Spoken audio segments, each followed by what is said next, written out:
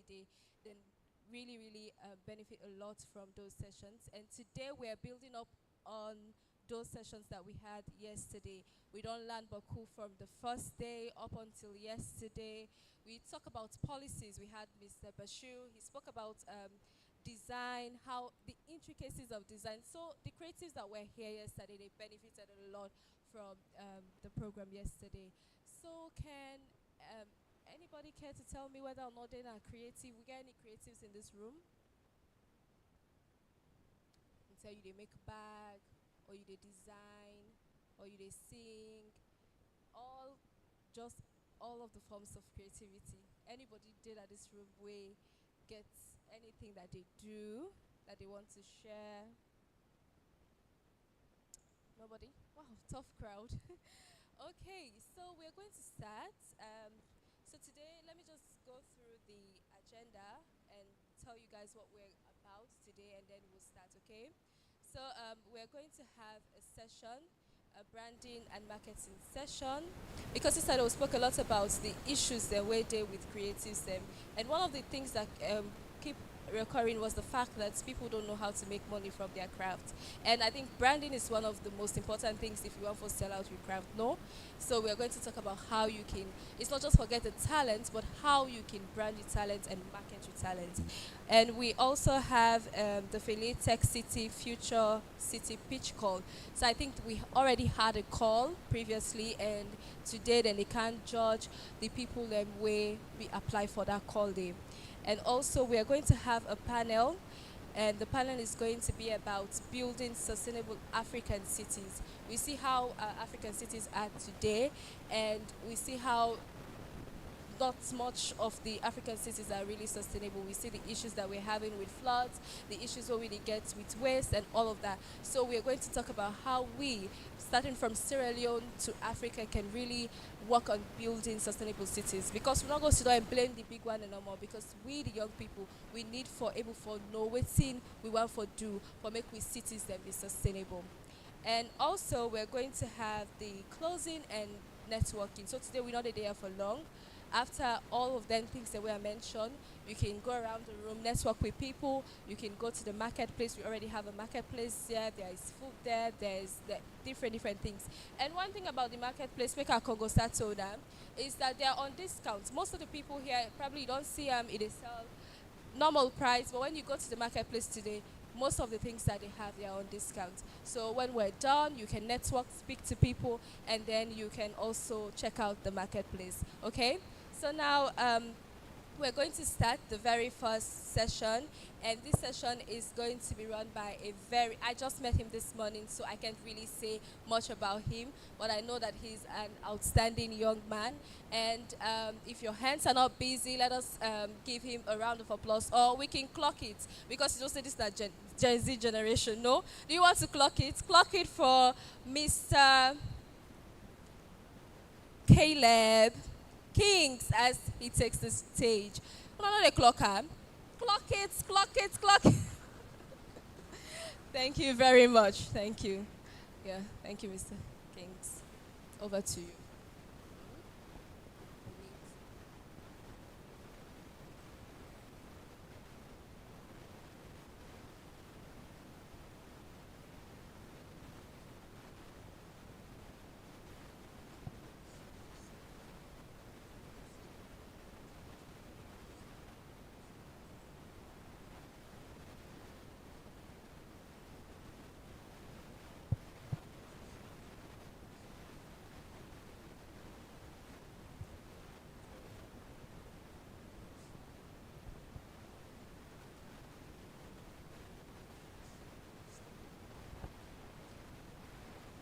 Good morning, everyone.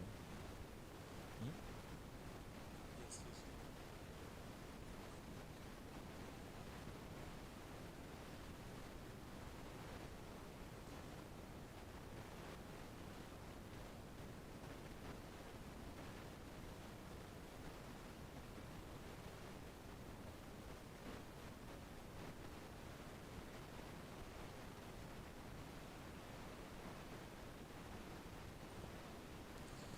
All right. Good morning.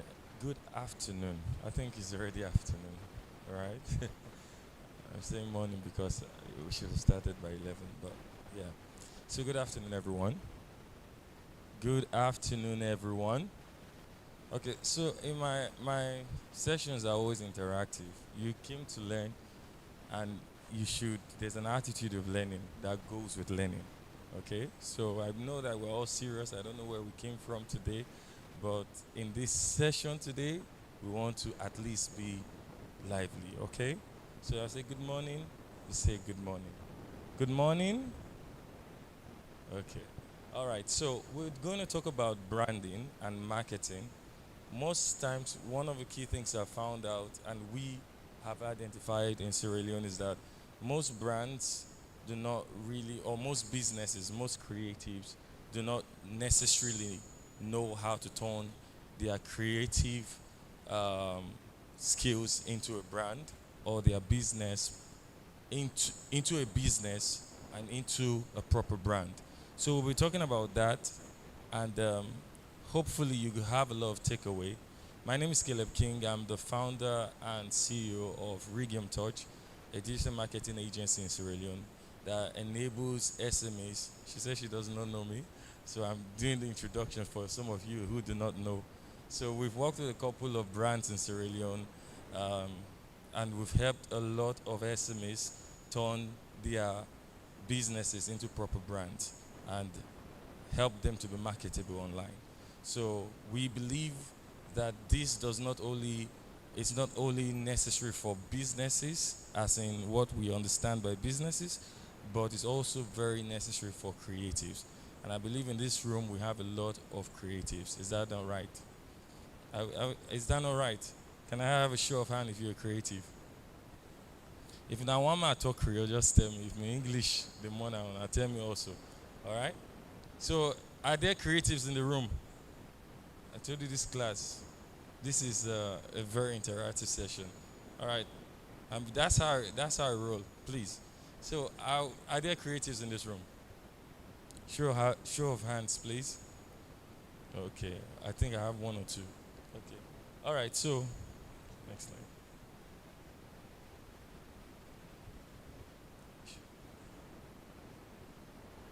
All right, so this workshop literally is you're going to learn four things. We're going to be looking about knowing your brand and building a digital presence, as well as packaging, package and price, which is very um, important. Okay, and the 60-second speech. So it means that you're going to, after you learn, you're going to actually have the opportunity to give us a 60-second speech. Okay? All right. So we want to meet each other. Okay? Properly. I want to know what you create. I want to know what you're currently earning from your craft. I also want to know, and I believe we also want to know what uh, is a thing you struggle as a creative. What do you struggle with as a creative? So it's going to now. I'm going to now ask you questions. Okay, so every one of us will actually have to um, tell us what you do. You tell us what you currently. Well, if you're not earning anything, say I'm not earning. And if you don't want to show the exact figure, it's also fine. But just say something around that. But most importantly, we want to know what you struggle with as a creative. Is that okay? All right. So, who wants to volunteer for us? Show of hand. We're starting with the volunteers. And then we'll give you the mic to talk. We just want to just run through this. At least 3 people. So let's start with the volunteer, please.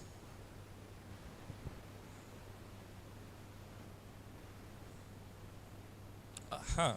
I like when ladies are bold. And please, if you did not stand, if you've not spoken, please endeavor to clap for. Thank you. For everyone who gives a point. Okay.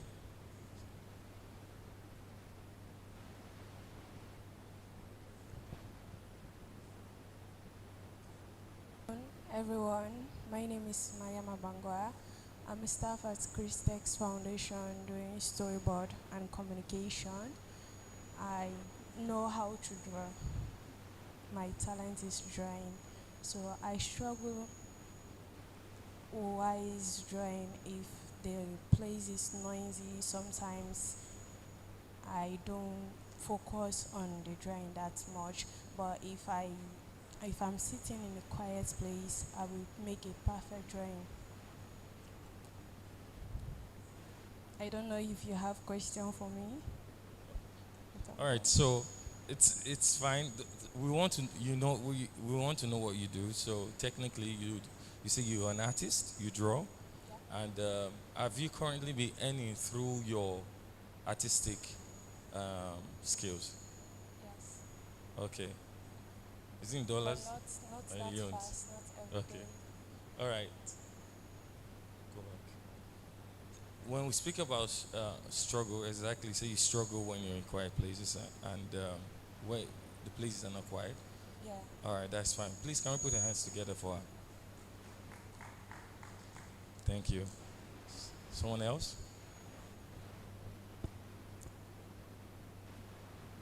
Uh-huh.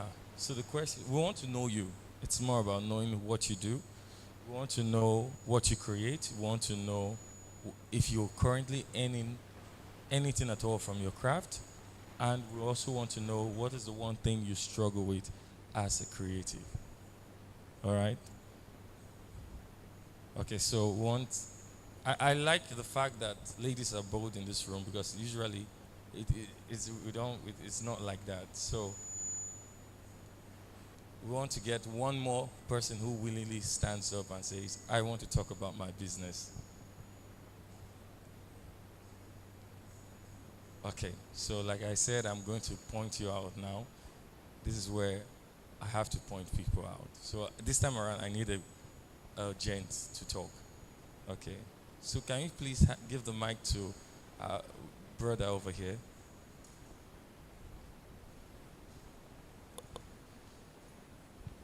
Yeah. Okay, good afternoon, everyone. My name is Winston Nicole. I'm currently a photographer and a videographer. Yes, you don't need to say the exact. You just say yes. I'm Are you earning. earning or not? I'm earning. Okay. So, what is the one thing you struggle with as a creative? Two gadgets. What? Gadgets. Oh, gadget. Limited. You need more gadget. Okay. All right. Can we? Your name, please. Winston Nicole. Wistinico. Please, can we put our hands together for Wistinico? Okay. We need one other person.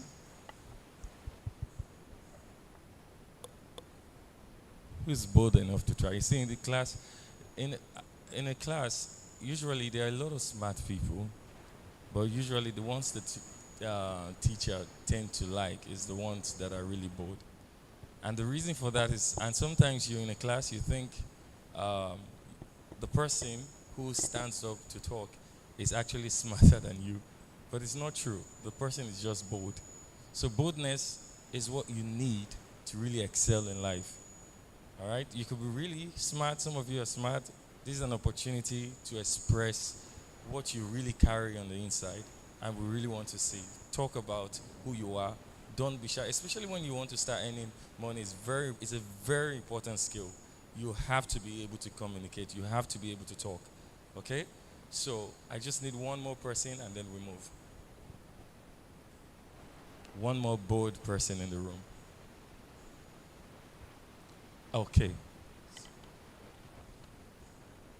Good afternoon again. I'm Sedia Boitina Kamo, and I do visual designs, Mm. especially representation of information um, online. So usually presentation slides for organizations and things like that.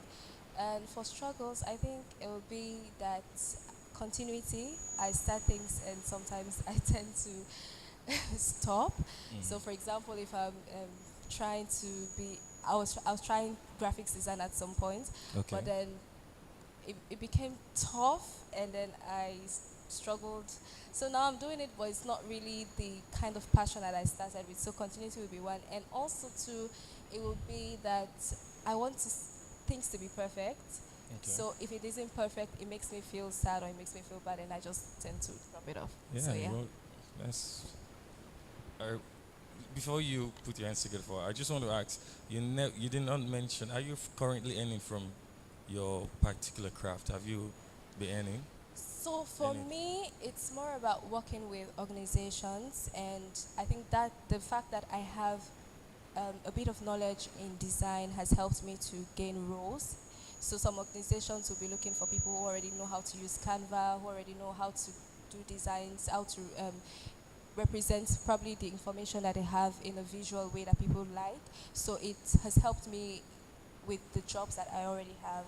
It's not really something that I do say being a graphic designer, but the jobs that I do, I have been able to use that skill to get those jobs. Okay, good. Yeah. Please put your hands together for her. Okay, so the reason for this is because one of the key things, a lot of times creative have, in Sierra Leone for example, we have a lot of creatives that have brilliant skill sets, they can do amazing things, but yet they have not been able to really transform what they are able to do into a proper business. And this is the reason why this session is important, because you want to be able to earn from what you are able to do. Okay? It's one thing to have a skill, and it's one thing to turn that skill into a business. Next slide. So, knowing your brand, we're going to talk about knowing your brand. Knowing your brand is very important. It's what makes you different, and it's actually your biggest asset. Okay? What is a brand? Does anybody understand what a brand is? Have you heard the word brand before? I've been talking about brand. What is a brand? We all know what a brand is, eh? Okay, we don't know what a brand is. All right, so a brand is how people perceive you. It's how it's. We all know the brand Apple, and if this time around we don't say anything, I'll know that probably we'll just. Do you know the brand Apple?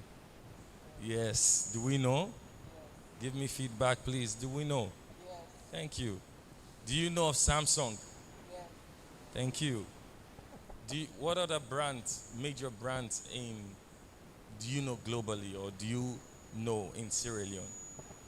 Anyone, just mention. I just want people to mention a few. Huh? Send me. Okay. Send me. Okay. Anyone else? Hmm? Mocha. Anybody else? Not you this time around. Okay. Anybody else? Hmm? Vault. So you see Vault, you see Orange, you see Africell, and these not brands. Huh? You have a telecommunication company in Sierra Leone. Is it just one we have? We have several, right? We have up to 3 or 4. 3? Yes, 3. Do they all look the same? Hmm? You can tell each from each other, right? You can tell Orange from Africell, and you can tell Africell from what? QCell. Why is that? It's because they have a brand identity, and it's what differentiates them from each other. They serve the same purpose, they do the same thing, they provide the same service, but yes, they do not visually appear the same. And you connect with them differently, okay? The way people connect with brands like Orange is different from how they connect with Africell. And the differentiating factor is that they have successfully produced what we call, and what we're talking about, which is brand. They've done a proper branding. So you can see from Orange is, what's the color of Orange again? It's orange. Orange is orange. And then you see Africell with what? The color what? So when we talk about color what? Purple, right? The logos are also different, right? These are all the brand visuals. But when we talk about them being a brand, It's how you really, as a customer, or how their customer really connects with them. When we talk about Apple, for example, they are they provide they do the iPhone, Samsung does the iPhone, and then you also have this brand, a very amazing brand. They provide cheap phones for people who can't afford. itel itel, right? Techno. So the feeling I get from hearing Apple is not the same I get from um, Techno. And the reason for that is they provide the same thing. They give phones, they provide phones as a service, as a product. But we associate a more premium feel comes goes towards which of these brands that I've mentioned. When you talk about when you talk about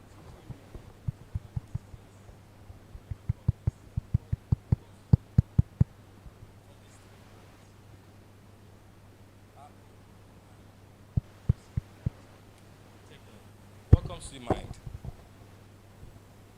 What feeling? Which of this brand do you associate the feeling of being expensive, being premium, high quality, and all that between Apple and Techno? Apple, okay. Is it not? Are they not still phone? Are they not providing the same service? But why do I feel that Apple is premium? Why do I feel that Apple is expensive? It's for the high class, not the middle class, not the low class. Why do I feel that? That's what we're talking about today. Okay? And that's so it's very important to note this because when you do not actually know your brand, you are not going to be able to sell properly to your audience. Okay? Next slide. So, your brand, we're going to talk about brand. So, what is a brand? Your brand is definitely not your logo. A lot of people have this perception that when we speak about brand, the first thing that comes to your mind, logo. Do we have some people in this room? Yeah. Do we feel that way? Yes, it's a common feeling. A lot of people feel, what is a brand? It's a logo. It's my logo. I have a logo. It's my brand. Look, your logo is not your brand.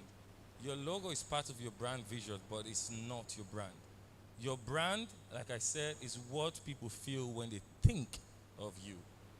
So you have to sit down and think about what do you want people to feel when they hear your brand? What do you want people to feel when they hear your name or hear, oh, this business? What do you want them to feel? That's what we're talking about. So brand is not just a logo. It's not just your color palette. It's not just your colors like we spoke about. It's not just your Instagram page, your social media page. And it's not what you say about yourself. And this is very important.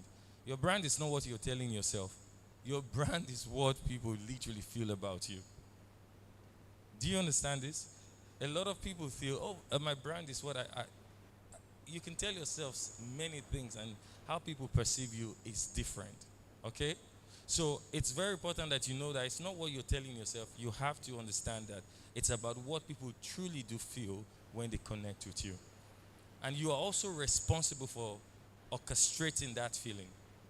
But it's not necessarily what you tell yourself. So what is a brand? A brand is your story, why you started. That's the first thing. Every one of you, I can have 5, 10 photographers here, but there's a reason why each and every one of you started your photography. There's a reason why somebody went into graphic design, and there is the story is always different. There's a reason why you are doing your cake business. There's a reason why you do a lot of things. There's always a reason, and the stories are not the same. So we start there. Your brand starts with why your story and why you started. Your brand is the feeling people get from your work. When people work with me, for example, one of the things they feel is they feel um, when brands, organizations work, they, they have a sense of competency, professionalism that goes with the service that I provide. So it's not what I'm saying about myself. If people don't feel that, then it's necessarily not my brand. So, but it's what people feel when they get from working from with me from my work that actually says this is my brand. What is the feeling people get, and what have you really identified from your business or your creative skill when people work with you? Do they feel like you are incompetent? Do they feel like you do not provide the best? Do they feel you're not diligent? What's that feeling they get? If they feel that you are a professional at what you do, if they feel that you are premium, just as you said, we talked about Apple, then that's what your brand is. Your brand is your reputation and your consistency. It's your unique point of view. All right? So this is what your brand is. It's what people, it's your unique point of view, it's your reputation and consistency. Okay? So do we understand what a brand is not and what a brand is? Okay. Next slide. So we're looking at your brand DNA framework, and one of the key things we're going to look at is one, your story, your voice, your look, and difference. So when we talk about your story, like we said, is why you started and what drives your work. Your origin story is your single biggest competitive edge. A lot of businesses, a lot of creative don't really have they everybody really has a reason why they started doing something. For example, some people, they focus on the impact. They focus on the joy that others get from what they do. Why some are simply in it for the money. All right? So, some people started their business or started using their creative skill to actually do business or get into the business field. Why? Because they wanted to make money. For some, that's not the reason. They wanted to contribute to the economic development. They wanted to see that they also leave a legacy. It's different. So your story matters. Okay? And when we speak about your voice, we're speaking about how do you really speak? What is it formal? Is it casual? Is it are you bold? Are you generic? How you speak also matters because it also informs people what about how they should perceive you. Okay? For example, you know Lego, right? You know, I'm looking for something that really communicates to children. A brand. You know a brand that communicates to children? Can somebody help me out? Any brand that you know that communicates, that provides maybe service for children and all that. Huh? Child Fund. Child Fund. Child Fund, that's an NGO, right? No, let's forget about this organization. I'm just talking about um, uh, how do I put it? A business you know that has a product for a child. It could be a toy. It could be anything that it's associated with children. Huh? Kids Zone. Okay, Kids Zone. Kids Zone. Kids Zone. What do they do?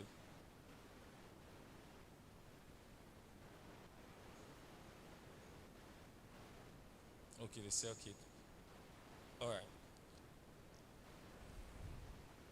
Okay. So, Kids Zone in their communication, it's well, I don't know much about Kids Zone, but that's one brand they sell. If how many of us know Kids Zone?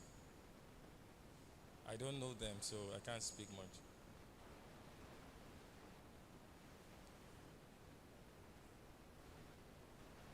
Okay, what is this? Oh, Cerilac. Okay, Cerilac, for example. The voice of Cerilac, for example, I think we're all familiar with Cerilac. Yeah. And okay, like the Disney, yeah, Disney Plus.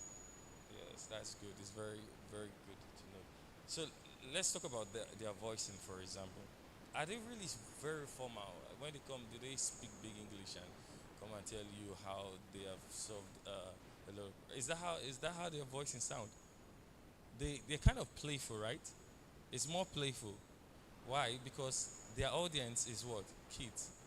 Now, if they start being very serious, as though they are talking to a professor who has had like how many, you understand? has created a huge impact in society. And that's, they are, by the way, they are Disney, but they are communicating as though they are talking to a professor. Tell me, is that not a misrepresentation of what they stand for? So when they approach, they understand they are talking to kids. So in order to drive that feeling, because remember, it's a feeling that this, or your audience, your target audience has about you. But you, as the creator, you as the business person, you are responsible for driving that feeling, for at least guiding that. So I can't be speaking very much professional when I should be speaking, or very much formal when I should be kind of playful, knowing that my audience is what? Kids. Is that right? Is that right? So it's the same with the way we see Apple speaks and we see different other brands speak that are communicating to adults from the range of 30, working class, professionals. They don't come and start being playful. That's one of the reasons why when you get to LinkedIn, even the platform itself tells you, for example, TikTok. TikTok is also a brand. How many of us know TikTok is a brand? Huh? It's a platform, but it's a brand. How many of us also know that Facebook is a brand? LinkedIn is a brand. Are they not a brand? They are brands. The way LinkedIn positions itself and the way people communicate on LinkedIn is far different from how they communicate on TikTok. Because TikTok is designed to be edutainment. In other words, it's a fusion of education and entertainment. So, and it's targeted towards the younger generation. That's why you find a lot of Gen Zs are on TikTok. But then, if I carry the way people talk, people can just come online and say whatever they want to say on TikTok. But you can't do that on LinkedIn. How many of you know what LinkedIn is? Okay, few hands. So LinkedIn is a professional version is a platform that allows businesses, professionals to connect with each other as well as get jobs. So I'm looking for a job. Most people on LinkedIn, they are looking for a job. So when they go there, they don't talk like how they talk on TikTok. If they want to sell, if someone on LinkedIn wants to say I sell cars, for example, they're not going to put it that way. They are going to describe themselves in a way that when you hear them, you wonder, is this not the same Balongo that stays in the same place I stay? No, is this not? No, because on LinkedIn he understands that I'm not supposed to just say, is this not sorry? Sorry, 90? No, because LinkedIn says the platform in itself, the brand LinkedIn has created a perception where people that tend to go on their platform tend to be professionals in what they do and even in their speaking. Okay? So it's different from TikTok. TikTok is different from Facebook. Those that are on Instagram, they are also different. All right? Instagram are not Facebook people. All right? Facebook is Bogo Jama. A lot of people, but when we talk about Instagram, that's why you find out the same. If you create the same videos you create on TikTok, for example, it's not the same way you create on Instagram.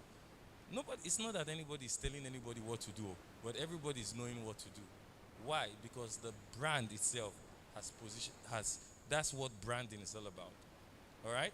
So this is why it's very important that how you speak also creates how people feel. It creates an emotion about how people feel about your brand. So if I want people to feel, I'm not going to tell them what to do, but if I really want people to feel like how they will feel on LinkedIn, then I have to be able to understand that how I communicate is also very important. All right? The way TikTok communicates to us is different from how LinkedIn communicates to us. That's why when we get on the platform, we behave ourselves there because we have a perception about them already. So it's the same way you are responsible to guide that. All right? So your voicing matters. Are you bold? Are you gentle?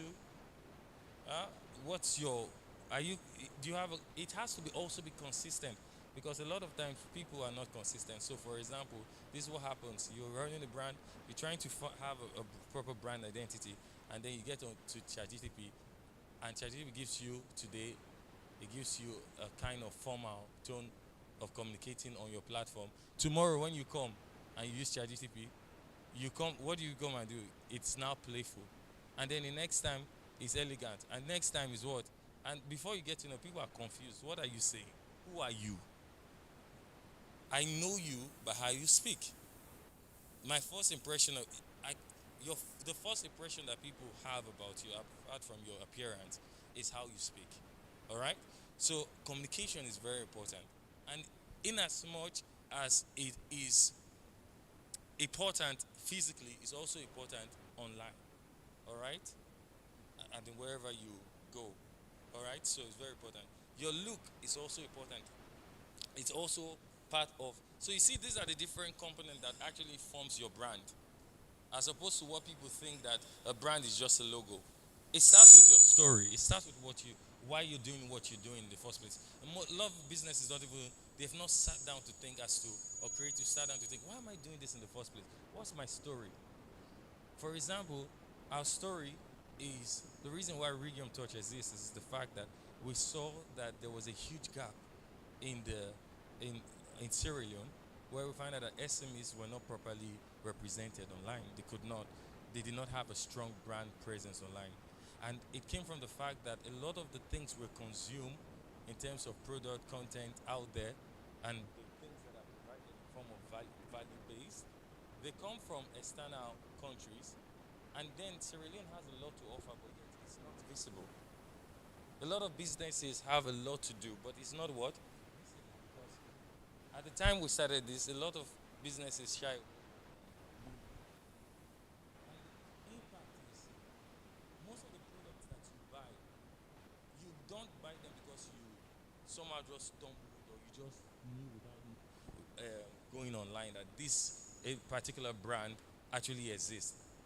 Being online allowed you to be able to know that this bag exists and this product exists, and you put in for it in is it Shin, eh?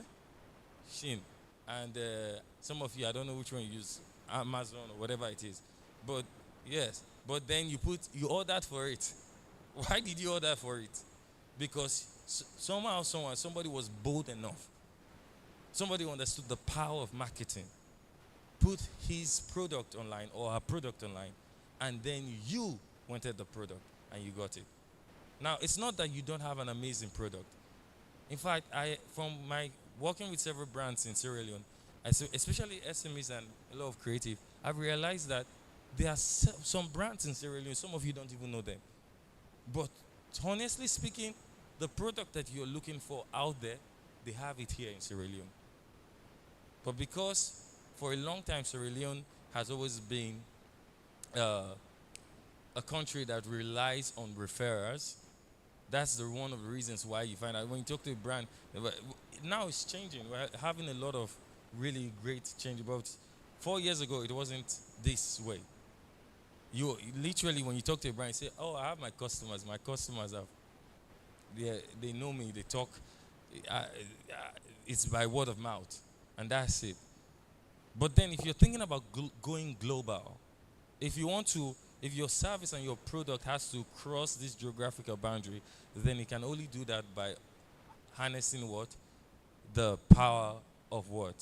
Marketing. And this is the reason why we started doing what we did. It's not for necessarily the fact that we wanted to just say, "Oh, let's come and make money." No, we identified that this was a problem, and this is what drives us still today.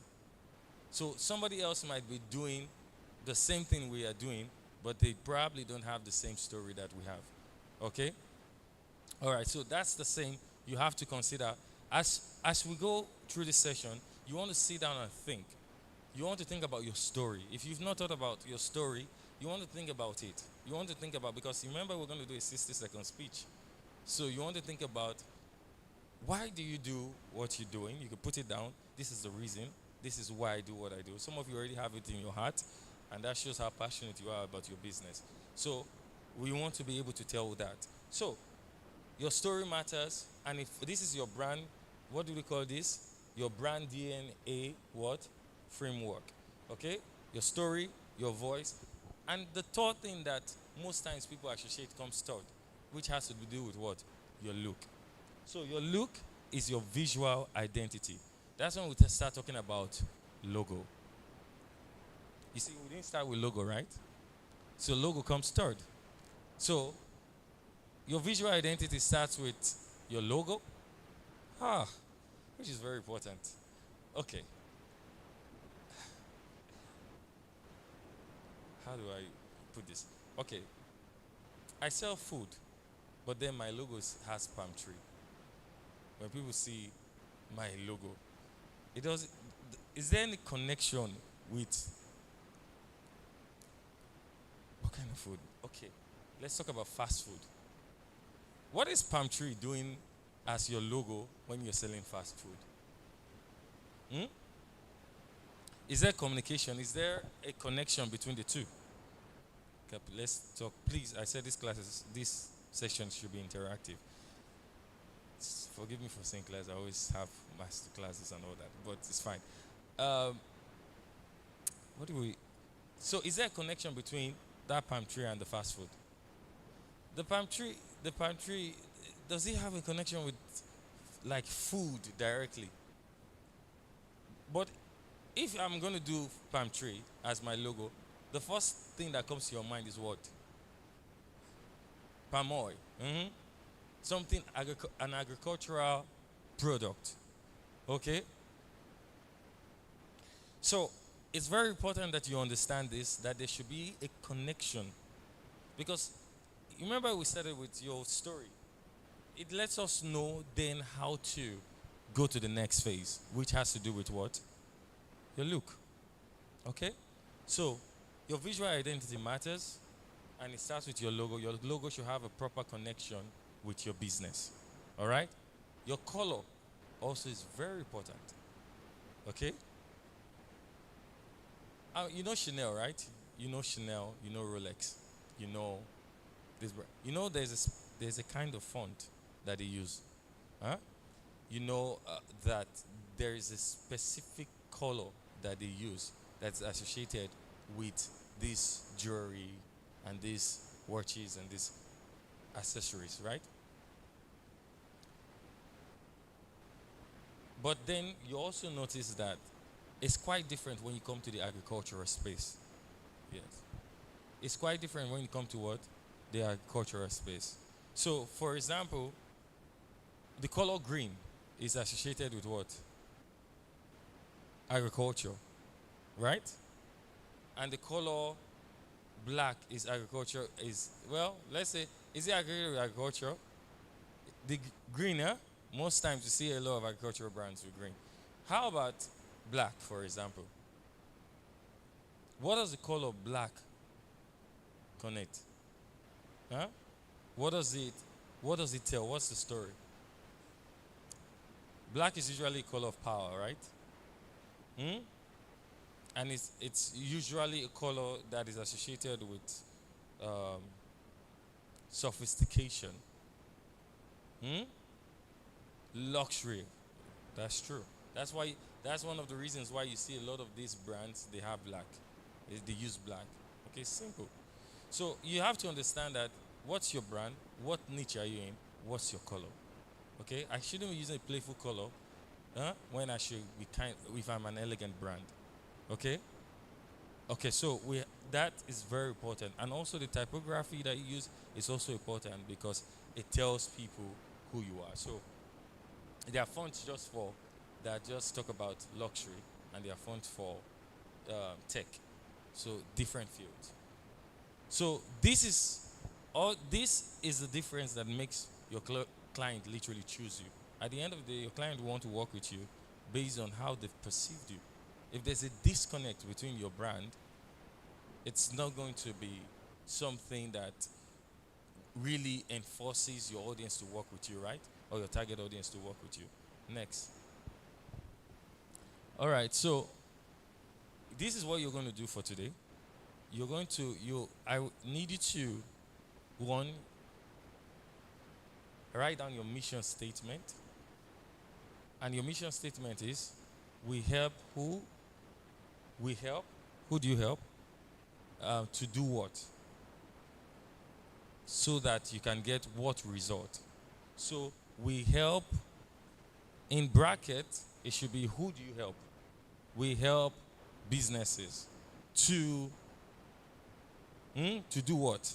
Should be in the middle, and then you have the result so that they can achieve this result. Okay? Does it make sense? Okay? And then you want to also describe who your dream client is. I know we all have dream clients, right? You have a dream client. Who I don't know who your dream client is, but you know who your dream client is. Okay? So you put it down in just one sentence, and then the next thing you want to do is you're going to pick a brand voice. Is it bold? Are you professional? Are you playful? Are you warm? Whatever is your brand voice, you put it down there. And then you're going to, this is also very important, which is your unique differentiator. What do you do that no one else in Freetown does? What do you do differently? I could be a designer, a graphic designer, but there's a way I design that is different from other graphic designer. That's your unique differentiation. It's actually your unique selling point. So you want to be able to know what makes you unique in your field. Okay? So you want to put this down.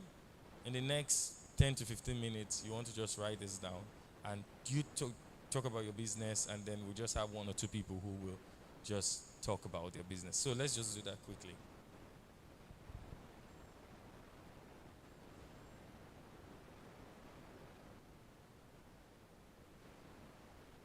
So as a creative, it doesn't really matter because your creative skill is also a business. So when I use the word business, it also implies to you as a creative, because that's the whole point.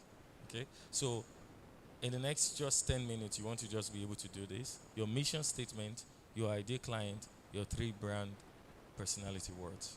Okay?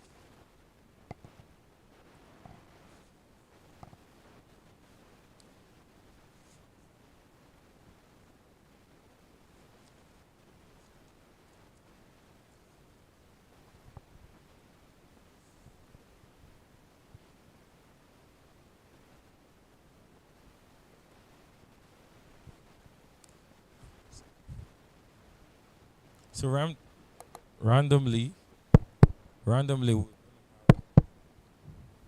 Hello, hi, hi. Okay. So we'll pick anybody to actually talk. So anybody from the audience.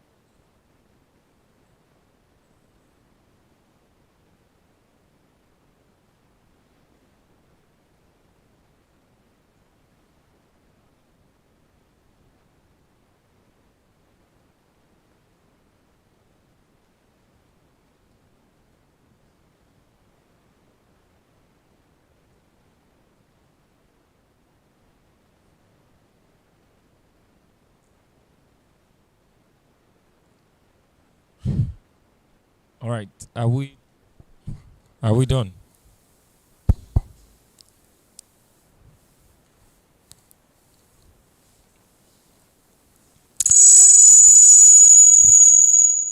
All right. Is there someone who are we done? How many of us are done? Show of hands, please. All right. Okay, one person. Okay, so let's. Why others are trying to put something down? Just want to hear from the lady over there. Can you please help her with the mic? Thank you.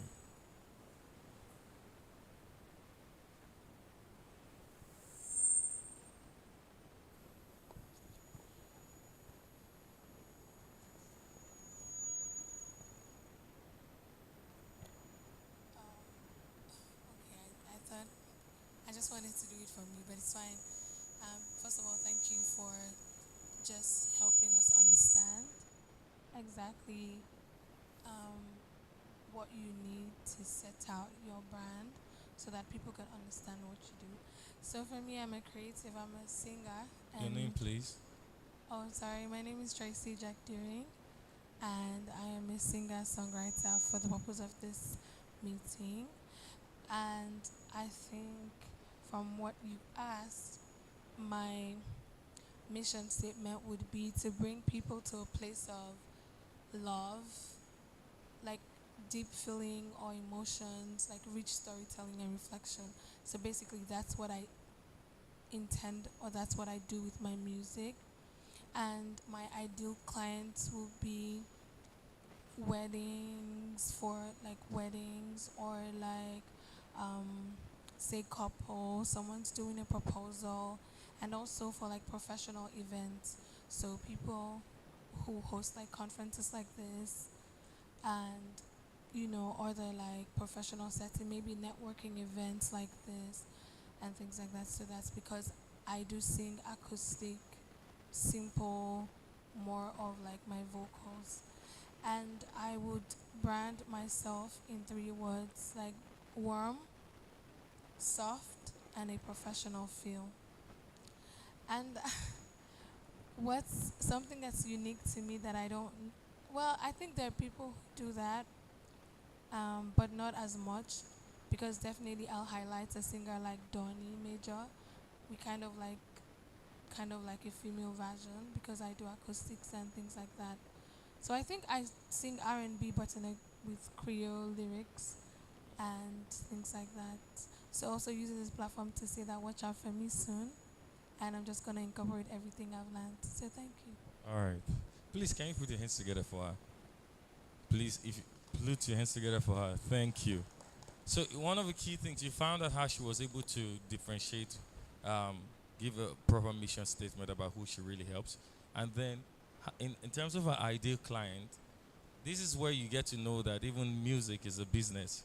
Your ability to sing is not just an artistic gift; it could be used for to make money, to turn it into a business, and successfully she's been able to identify where and who our client, ideal client is. So I think that's and also for your unique differentiator, which I think is very key, is the fact that you say you're able to do R&B and then you use Creole and all that, which makes it different.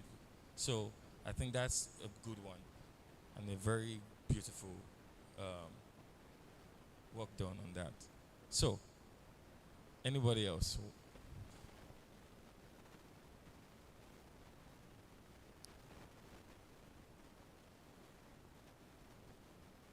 Anybody?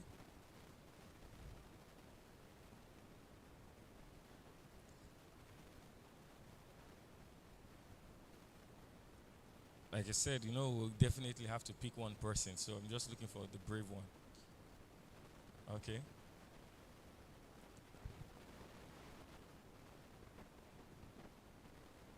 All right.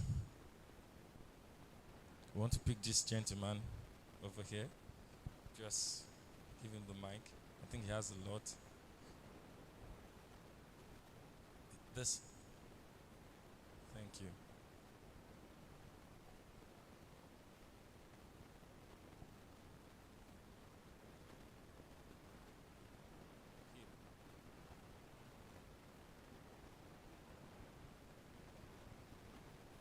Good afternoon, everyone. My name is Joseph Sisse, and I'm actually involved in so much creative stuff. Like, I do cakes, I make necklace and handbaits, but I'll just centered around cakes for this brand workshop. So my mission statement is we help individuals and family members to get their desired design of cakes they actually want. And my ideal clients, of course, uh, everyone, as long as you want cake, you love cake, and you need cake. I do cater for everybody for any occasion, be it wedding, birthday, funeral, breakups, whatever it is. And also my brand personality in 3 words. Of course, bold, warm, professional. Sorry, bold, professional, and playful.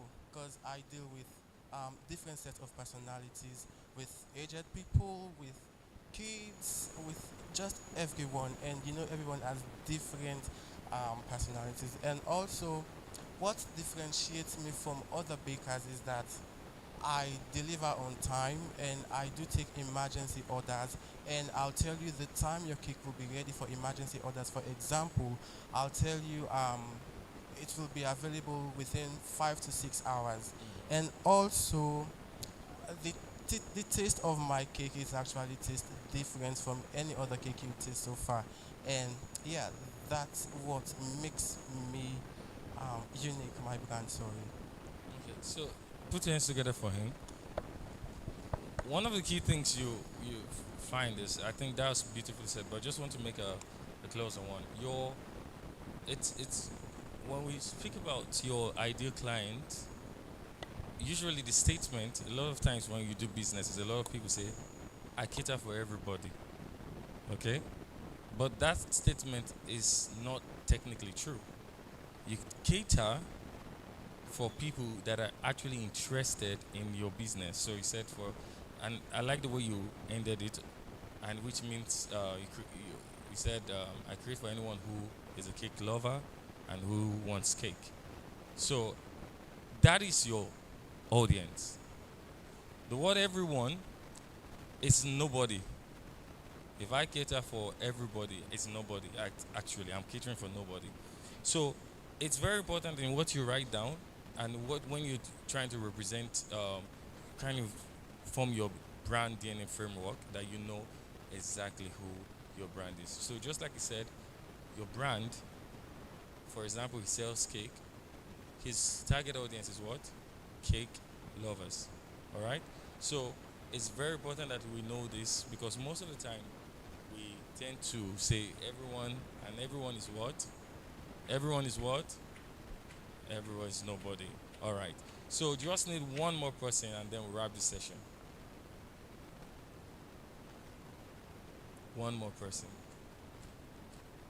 So mind you, why we're doing this is for you to be able to live with a precise knowledge on how you can actually communicate clearly, what your brand is, who you serve, and how do you serve them. And I also like the fact that from the two speakers, they were able to tell you that, okay, well, this is my unique differentiator. He said also that in terms of emergency orders, he ensures that you get it right. Your customers can get their delivery, even in the case of emergency. And a lot of people, they don't get a yagbana salon. Emergency, no, I'm not working. So it's something that most people will be looking for, and it's what really differentiates him. So the key things like this, little things like this, actually let people have a right perspective about your brand, or a different or unique perspective about your brand. So we just want one more person. Okay. The gentleman over there.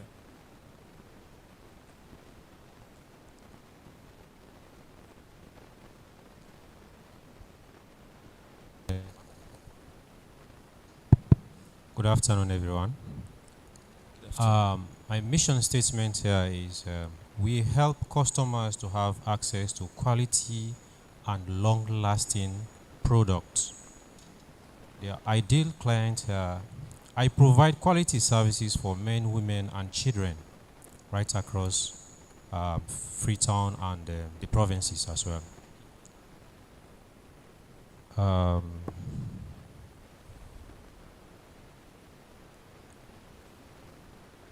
That's the ideal. Okay. The brand and professionality words here. Professional, quality, and top notch are my words. And unique difference. I provide free delivery services in the city and in the provinces as well. Free. Yes.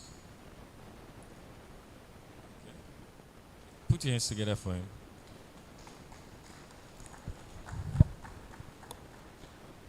I think it's worth noting. I just want to just start and just talk on the last word.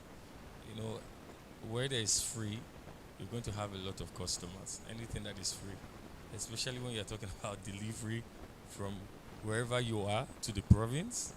No, a lot of people want to associate themselves with your business. All right, so free delivery. That's a good one. I don't know how you do it, but it's a good one. And that where people are paying for delivery, you're giving people free. Wow. So I think you see why we talk about what differentiates you, your unique differentiator, is because it's literally responsible for why people will choose you. When we talk about this is one of the reasons why people are going to choose you over someone else. If I'm going to get a service and then I'm going to pay for the delivery, and then I have somebody else that is doing the same service, and then he's saying delivery is free, you sitting down in this room, who are you going to pick? Huh? No, both selling quality, by the way. Both selling quality, but then one has free. Free, of course. Now let's talk free. So definitely, this is all, and trust me, this is the reason why when people hear your name, all these things are going to come into play. Do you understand that? That's the psychology about a brand, because everybody's going to, when they hear about your business, oh, that business that gives free, they just, it's cost effective. That's what people feel about your brand. That business, that they do well, but the money.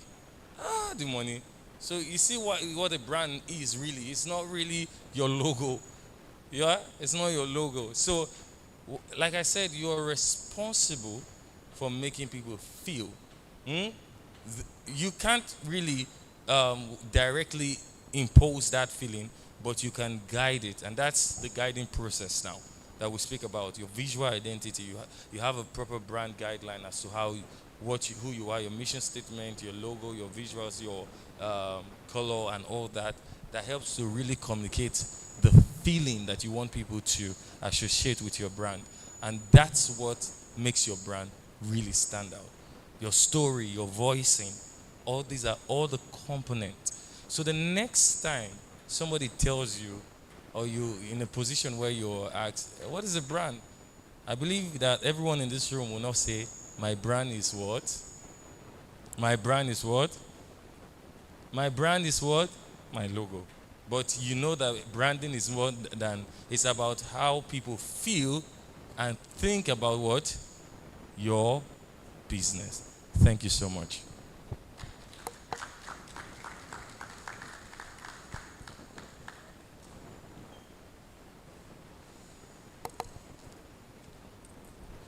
Okay, I think Mr. King deserves more than what we gave him. Let's just give him a round of applause, please.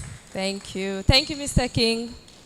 Yeah, so the creatives in this room, I think, say we don't know now how for make we brand eh? What's a logo no more? It's not just about your logo, it's also about how you make people feel and what people think about you. What makes you distinct from other people. So at this juncture, we are supposed to actually have Philatech City, but the room too cold for me comfort. Like, why are we sitting like this? That's what we want for build sustainable cities.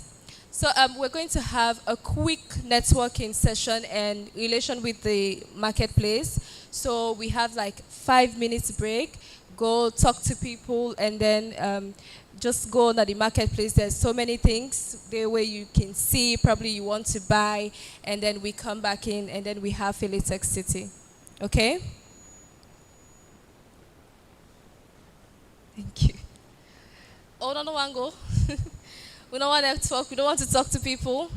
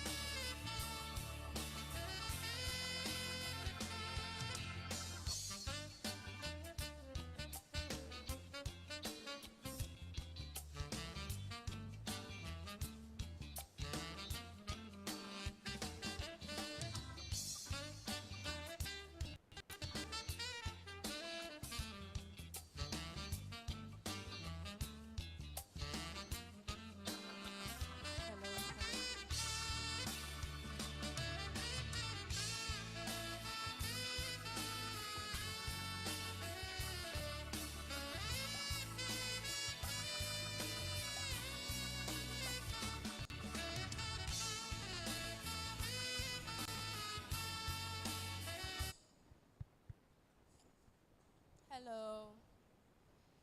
Um, I hope so. We had a very good break. You network, you talk to people, or we all be just sit on inside no more. Did we associate ourselves with the marketplace? You sure? Okay, so tell me just one brand where they under so. Huh? Gongo. Okay. So can we please come forward a bit?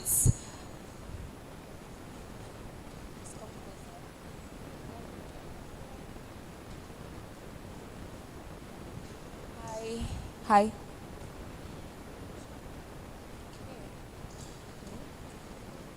Yeah, I think it's.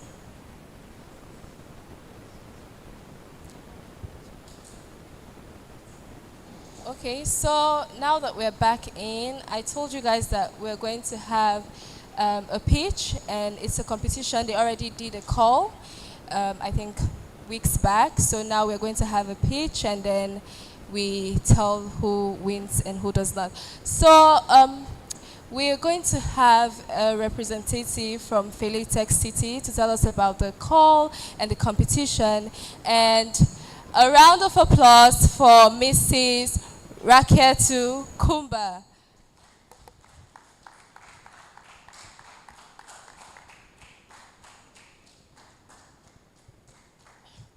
Hello, good afternoon, everybody. I'm here representing Philitech City, and a big thank you to all of you for sitting through the upcoming presentations. When Joila came with the Design Week Freetown to Philitech City, we saw a good opportunity of bringing youth, especially people within the field of architecture, urban planning, engineering, just people who will be interested in the design of, again, Sierra Leone as a whole. We said to ourselves, hey, we have this small part of the country and we want to see what your vision is. We have our own vision, but what is your vision when you hear about Philitech City? So that's what this challenge is about. The challenge is about us submitting the different zones within the tech city space. And we put out a call and said, design for it. Anyhow, let's see what you come up with, because we, same as Nest, same as all the people that have sponsored this event, see the value, we see the talents that we have in the creative sector, in the tech sector, in all that the world is moving towards, and we thought that this was a great part to be part of Design Week. So again, we have judges that we've called upon, and we thank you. We'll be introducing them as soon as the pitch starts. And I just want to say thank you to all who submitted and to the selected 3 who are going to be presenting their designs to all of you. And please feel free to comment, because we want to hear everyone's vision, and later on we'll be hearing from the CEO of Philitech City, his own vision, and how the work that has been done with the people who has submitted today will bring value to what he's doing. Thank you all very much and enjoy.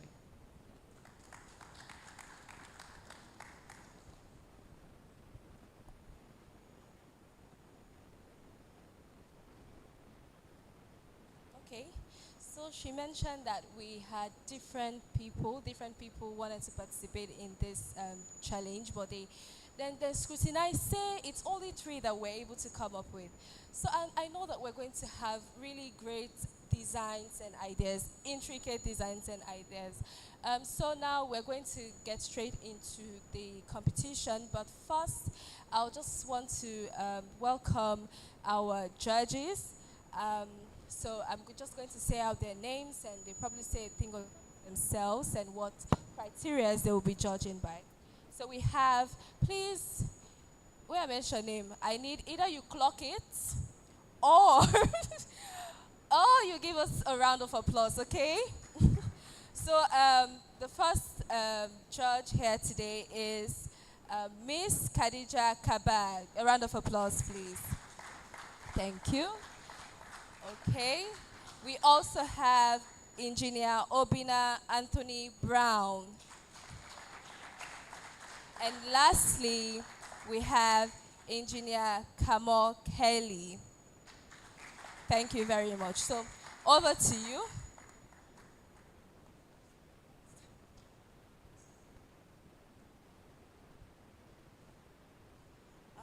Hello, everyone. I'm architect Khadija Kaba.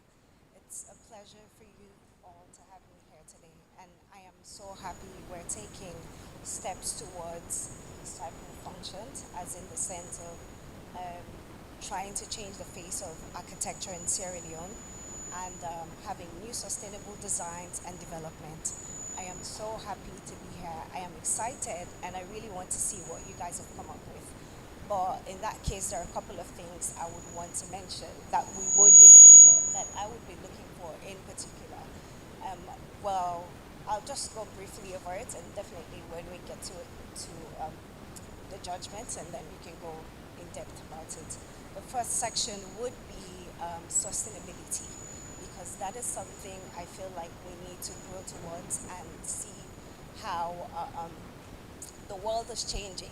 So we need to have to be able to do like sustainable designs and draw towards that. And another thing would be adaptation of the design to the environment in Sierra Leone. We want to see how it's possible to do that. And another would be functionality. And realistically, we would do designs. Well, architects have this imaginations of doing things, but we want to see how they can be implemented, because whatever it is we're doing here today, it is something that we would want to see how it is being constructed. So definitely we have to think about that functionality and realistically how this would be something that we can use. Thank you.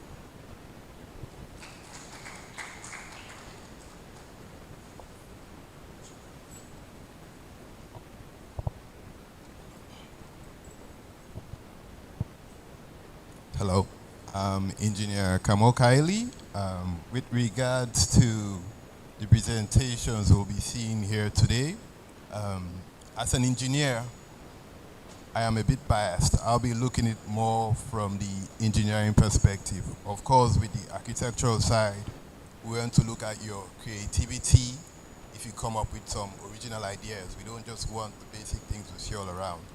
And one important thing you always have to look into when you're doing structures, you have to look at the practicality. Are you using materials that are practical for our country, materials that we can procure here, materials that contractors can build here? Those are some of the things we'll be looking at too. We also have to look at the functionality of your building, how you design the spaces, how exactly the users will be using this space. It's something very important. We don't want something like a spaceship, you put it down here and it's not really functional, you can't really use it. So we're looking at things that are practical. From the engineering perspective, we have to look at, for example, your site layout, how you'll be handling your waste, your MEP, the civil design, etc. So it's an overall basic assessment of everything.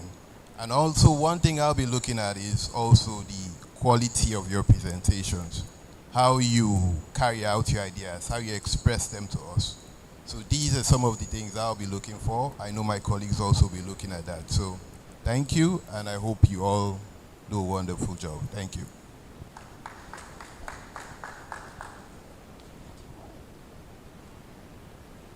Hello, good afternoon, everybody. I am Engineer Obina Anthony Brown. My engineer colleague just expressed a lot of what I'll also be looking for, because we're both engineers. Personally, I would like to see, first of all, how will the building feel like the experience of the building. When you walk into whatever you've prepared, how does that feel? If a user is walking into this, what experience is the user going to have? When we talk about sustainability, I think we also have to know from anything from energy to the water management, is the building going to be able to function on its own, basically? We also have to look at the realistic point of view, like the raw materials. Like Engineer Kamo said, don't just come and give us any kind of thing, but can we do this here in Sierra Leone? And also, I would also like to see the Sierra Leonean feel, because a lot of time we have a lot of these European building designs and a lot of all this Western culture being infused into our society, which is okay, but extra marks will be given if I feel like, okay, this building designs, there's a Sierra Leonean element to it, and the space actually reflects the Sierra Leonean culture. So that's what I'll be looking for today. Thank you all, and best of luck to everybody.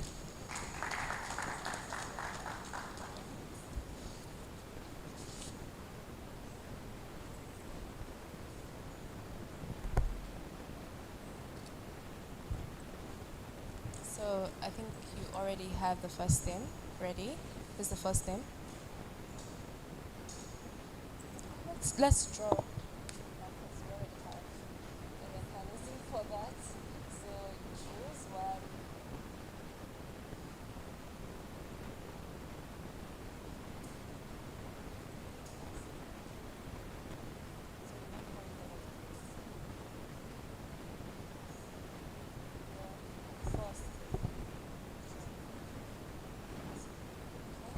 So we have our first team. I think it will be best for you to introduce yourselves, okay? So we have our first team. And yeah.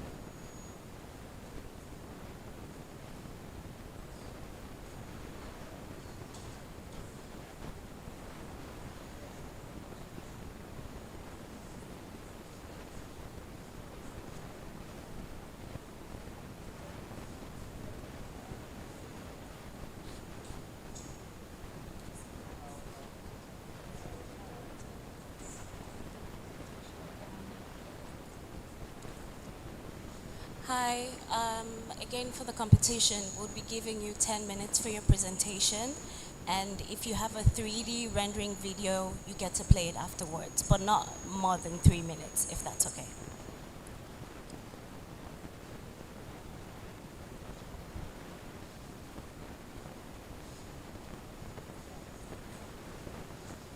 Hello, good afternoon, everybody.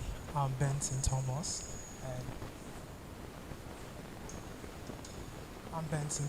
and this is Joshua Akibo Jones. We are from Limco Queen University Innovation Hub.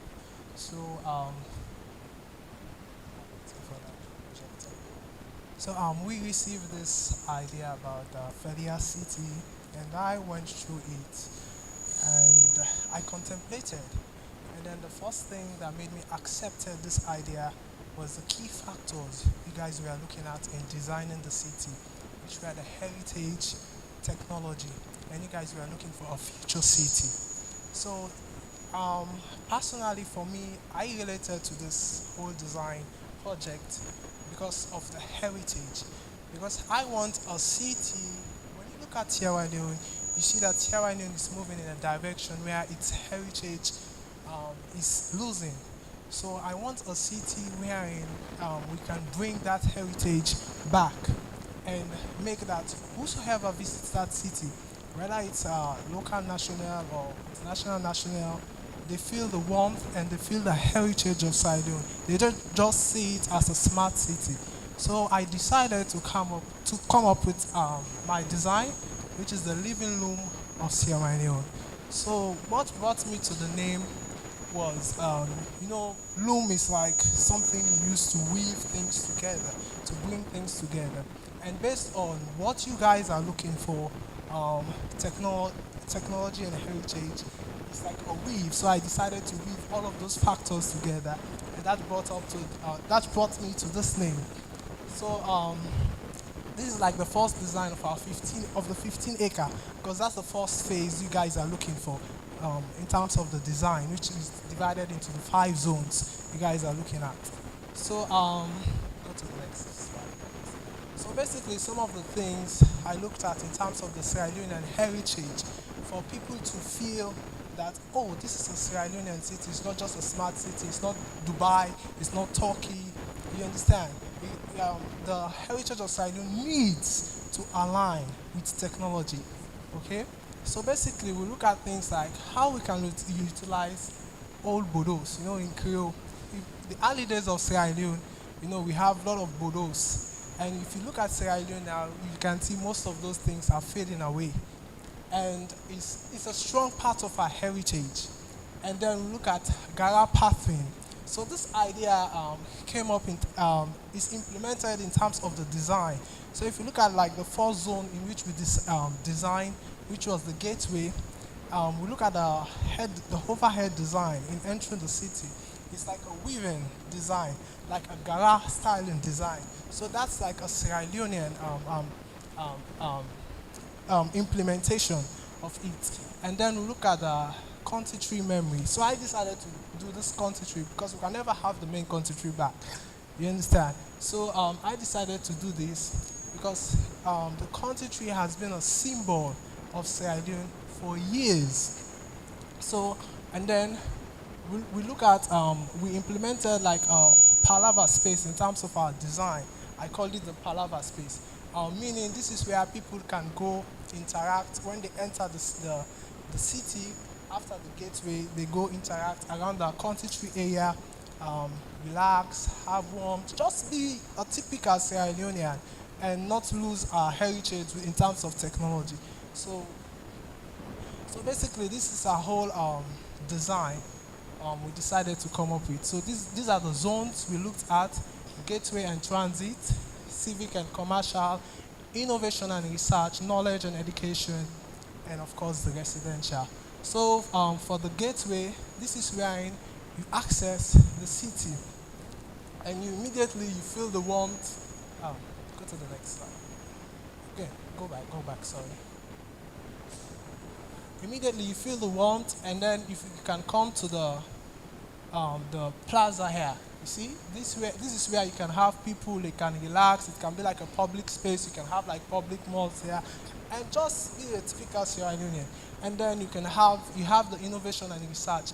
These elements here, the innovation and research, knowledge and education, you can have here, you have innovation labs, you can construct innovation labs there, research labs, and then over there you have learning institutions. So these are way in which we are bringing together heritage and technology and make it feel like it's a Sierra Leonean city. So, and then, no, go back again, I'm sorry. And then for the residential area, this is where we're going to construct like the bodos in Creole buildings and make it feel like, oh, this is, it's not like the ancient bodos, as I keep calling them, but a little bit modern, but not away from the core of the housing we used to have back then. And then the next slide, please. So basically, this is like a user pathway. If a user comes into the city, can arrive, go through the gateway. You have technological implementations there, EV mobility, control entry shades, workspace, etc., etc.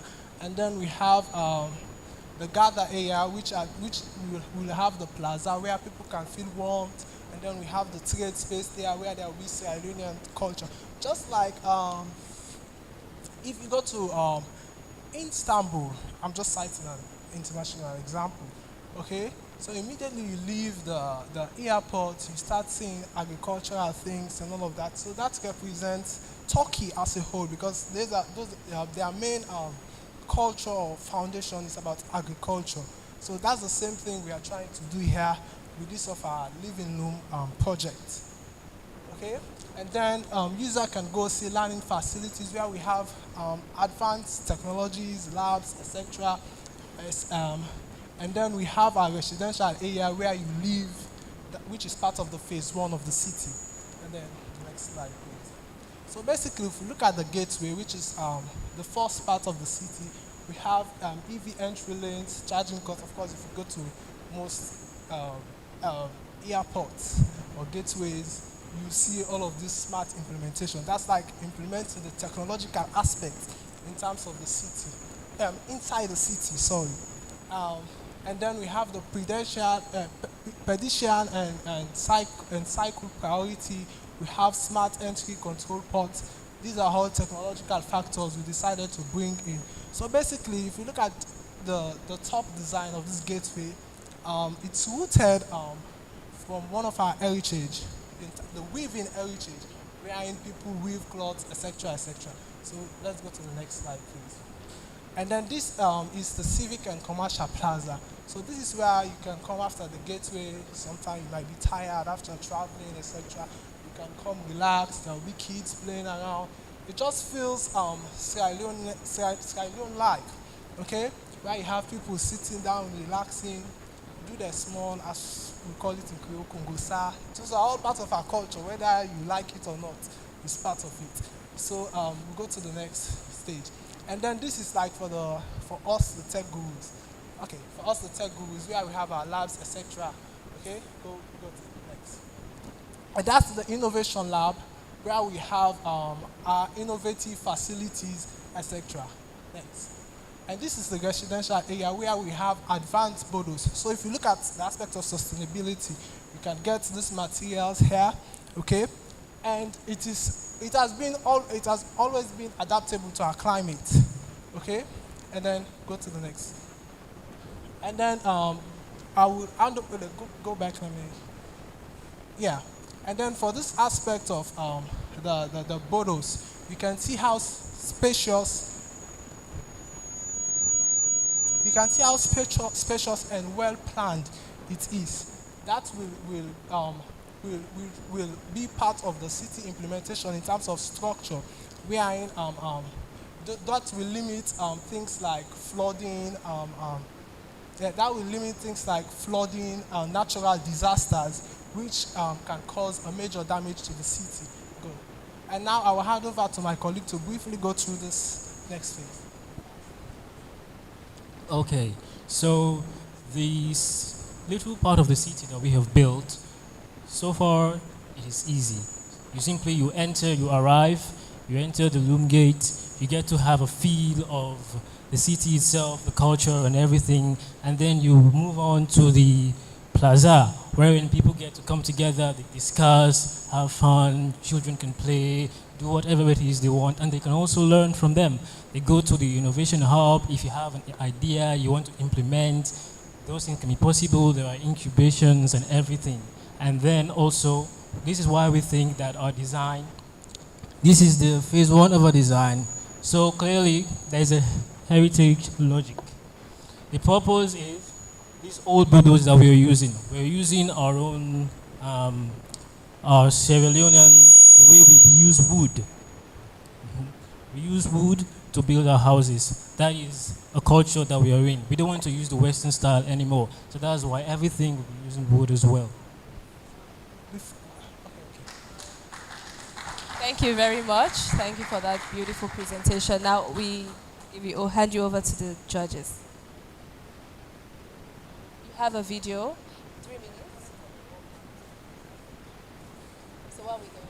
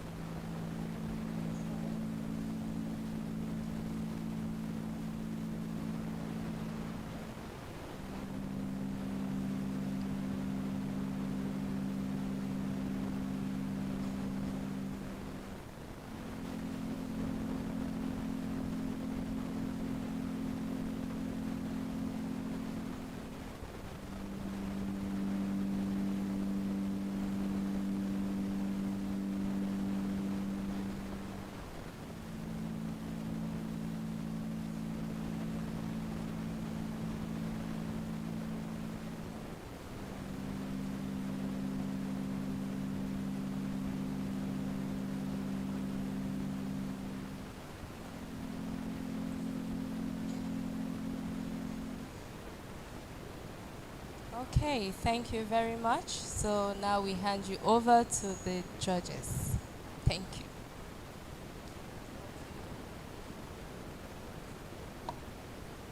Yeah, thank you for the presentation. I just have one question. I see you have solar PV charging stations, right? But you didn't discuss much more about the power requirements and how you're going to be handling, for example, power, water supply, etc. Have you done anything on that?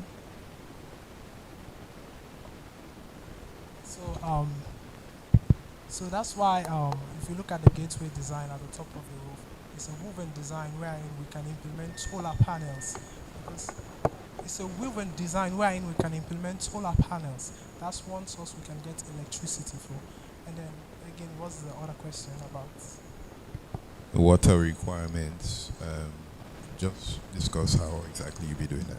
Yeah, the water requirement. So basically, we cannot like implement our main source in phase one. Of course, you have to get water.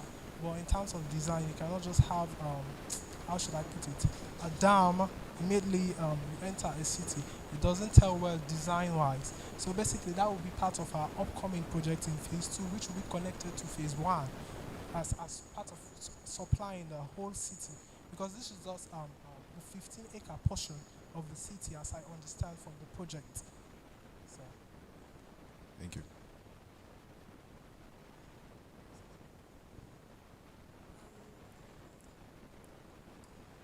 Good job for what you did. I'll give you your pros based on your design. I like the fact that you're heading towards or still holding towards our heritage design.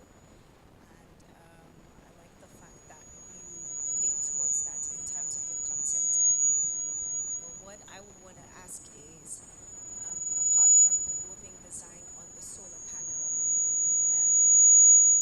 what makes your design different from the others? I mean, like in their actual residence that they're living in. Because in terms of architecture, I get that you're going for the whole bodos or wood, the fact that they use wood in terms of construction. How is that? How have you used the wood in a different version? Because we're leaning towards futuristic design, we're still adapting to the basically amalgamation. That's what you're doing. Get the question?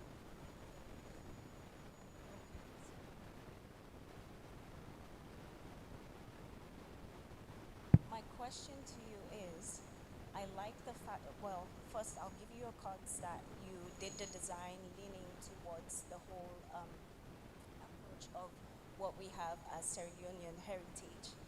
And I see that you're trying to blend that with the futuristic design. And you mentioned that you use wood or bodos as in terms of your residence. What I'm asking is, what is the futuristic design? Like, how did you blend it? What's the amalgamation between the futuristic design that we have and the old design that you're leaning towards? It's basically contemporary design, right? Or what's the contemporary aspect of it? Yeah, so thank you for the question. So it's a tricky question. So basically in designing, the first thing I placed into consideration was combination. That's why I came combination of certain elements, which I will state.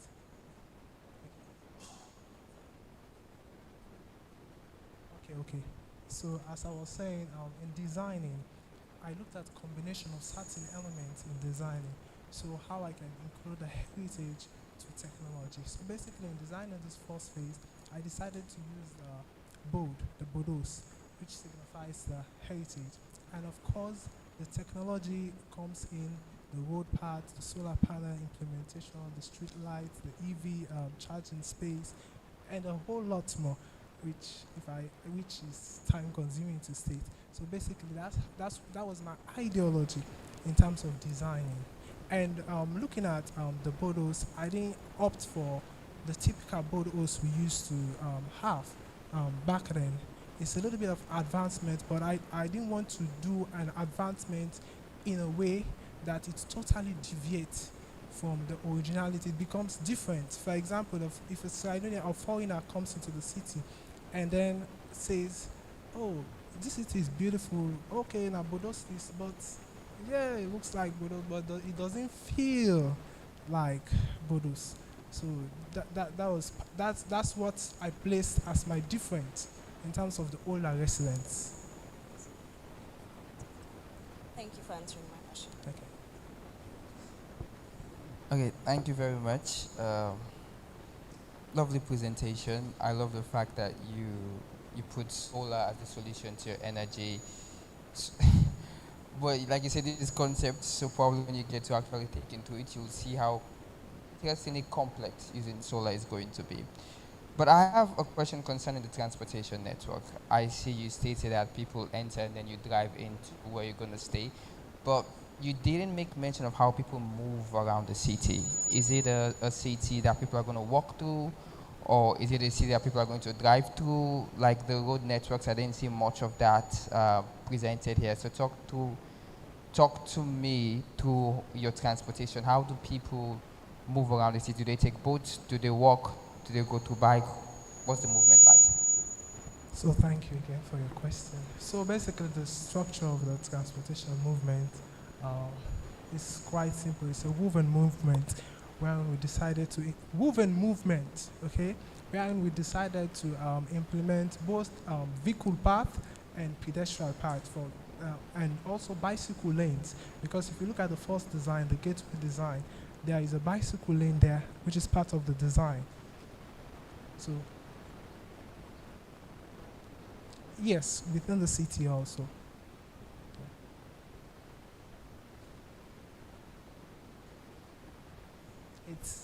It's in the diagram. Sorry.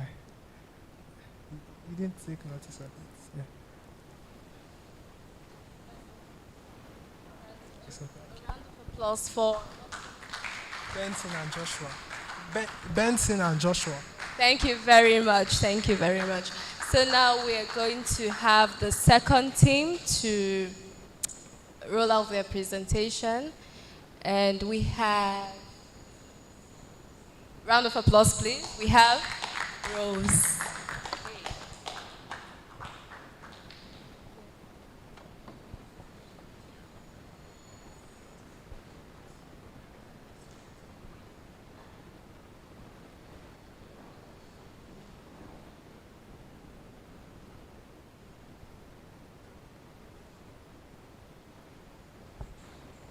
Hello, friends. Hi. Good afternoon, all, and a special greetings to a panel of judges. I am Rose Ima Paul, and I am part of 6 graduates of architecture. We are united by a belief that innovation is woven by many different ideas.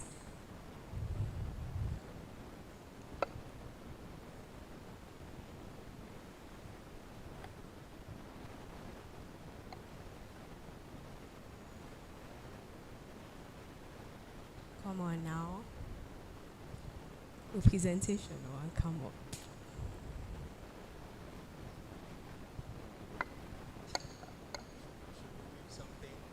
Maybe I think we should.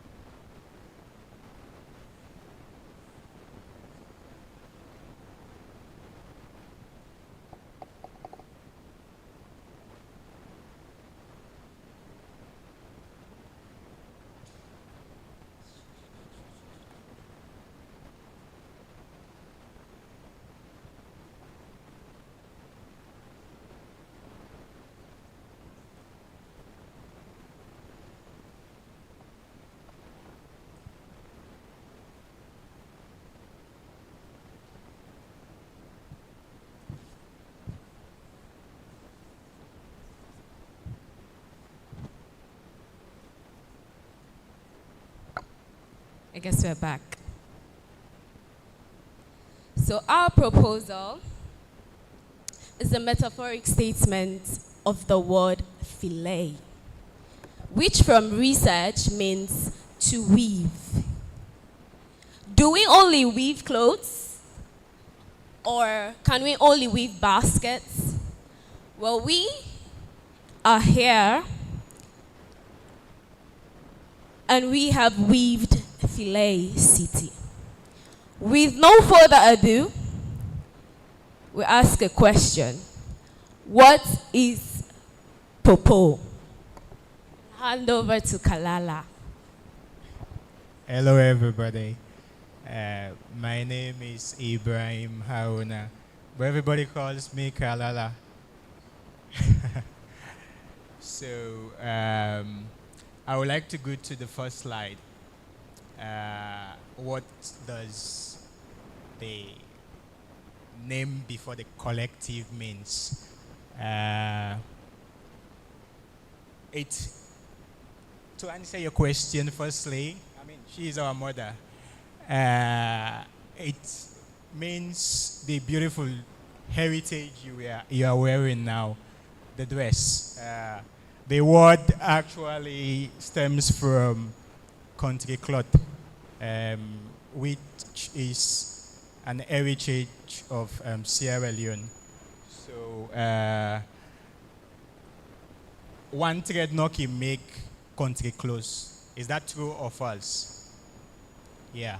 So it means there is a direct relationship between weaving and unity, and we join hand together by bringing different strands. Each individual did a particular zone, okay, which was woven together to get the city, which is a woven tapestry of different ideas brought together. So this is a city represented on the given site by the committee. So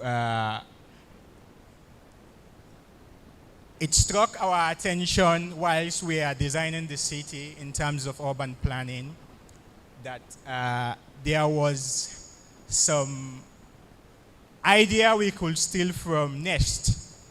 I don't know if you have taken your time to look at the Nest logo, one of the partners. But it suggests that normally we build around the roads, I mean in the provinces, with hamlets. So we were about to go for that idea when we realized that the design committee have already given a zoned district. So we followed the zone district by bringing different strands to get this city. So this is the city we are proposing. So we are moving next to how we got to the gate and transit design. So we got to the gate and transit design by unity. Us putting together the very fabric, and in design, we were taught to play. And simplicity is the greatest sophistication. So for the geometry, we tried to play with the flag colors and did some translation, which is, I think the gate speaks heritage. So moving next to the next slide, we have visuals of how the transit and gate way zone is. Having the woven threshold and also a bus transit area for people coming from all parts of Sierra Leone, and also an EV mobility charging, which speaks sustainability.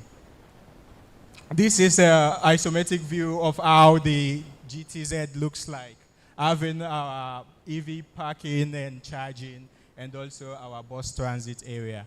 So moving on to the next slides, I hand you over to Taki that will furthermore brush on how we choose to design the other spaces around the city. Thank you very much. Good afternoon, everyone. My name is Murat Taki. As my colleague said, I'll just be taking you through the other zones. So with the first zone, knowledge and education, from the brief, it was put in there that for the design phase one, that they'll be looking at a school, digital learning hub, library, fabrication labs. And so this is how we thought we would envision that zone or that area to look like. And it was designed from the point of view of people that are into innovation. And funny enough, one of the constraints we faced whilst working on these projects was having spaces where people could collaborate freely and just work and put ideas together. So if you can see on the right, the left, you'd have the school there with open spaces, open green spaces where people could meet, collaborate, discuss ideas. And we feel like having spaces like that are beneficial to education. And then on the right, you'd see having how we plan the streets in consideration with the building. So on the right of this street, you'd have the digital learning hub and the library, and then on the other side of the road, you'd have the fabrication lab and design workshop. We thought that these spaces would be well put together. Next slide. For the civic and commercial zone, it's from the brief, what we took from it and what we put together was to have like a people-centered design. As culturally, as Sierra Leoneans, we are people that do a lot of stuff outdoors. So that was taken into consideration. And then another thing that we noticed from the brief was was having a park that could, make use of Sierra Leonean heritage. And what we decided to have in the middle of that park is like a central point. So we placed like an amphitheater that could host and display Sierra Leonean culture through music and arts and performances like that. The next slide. This is the innovation and research zone. And one of the main things from the brief was having a research park that would bring people together. If you notice from the conceptual image, we designed this with like a very Afrocentric vision using sustainable materials like bricks, having palm trees, having like thatch roofs, things like that would represent Sierra Leonean heritage. And then lastly, the residential zone. As you can see clearly here, it's like a courtyard space. That's something that would bring people together. And we designed the residential zone looking at affordable housing. So we came up with two concepts. One was like a container design that could be flexible and change through over the years, like the positions of the containers. And on the other side is one made of brick and timber. And then in the grand scheme of things, it is a tiny detail. But if you can see within this play area, like having a place to play, essentially was very key for us. And having a multi-sports court inside these residential areas, I feel like would be quite good.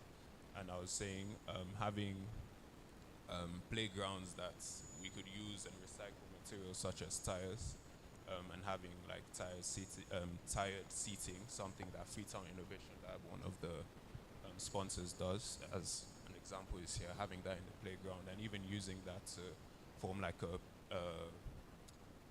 play item, essentially, where kids could climb on that. So that's the holistic view of what we put together. Thank you.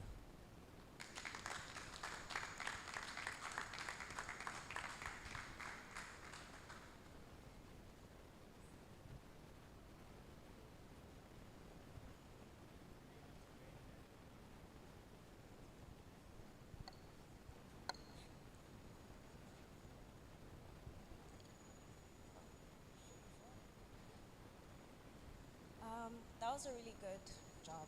Um, what I like about your design is the fact that you actually stated the functions. Like we get to experience the spaces based on your blow up design.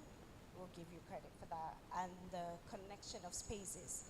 I like that you showed that you moved from one space to another and like show the flow with the residential and the communal spaces. The fact that you integrated spaces as well, which are like a playing ground, because those are spaces that I really had to find around. And my question to you would be, what is the practicality like in terms of construction of the woven bridge that you've done? Is it practical? Is it something, if you have a structural design based of that, did you do a structural design based of that, or something? What's the concept about? I get the concept, but how can that be constructed? Okay, to answer about the structural integrity and the materiality of the woven threshold, I will take you back to the very idea of the fillet. Yeah, the rhythm of interlacing actually provides structural stability. Okay, and also even if we are using, for instance, brick to get some form of spanning, if it is done in an arch manner, that makes it much more stable. I don't know if I'm trying to make a point here. Structurally, we did a bit of structures, so we know arch with the arch shape itself and form actually boosts the structural stability of the woven threshold. I hope that answers your question. No, it doesn't. Sorry. Okay.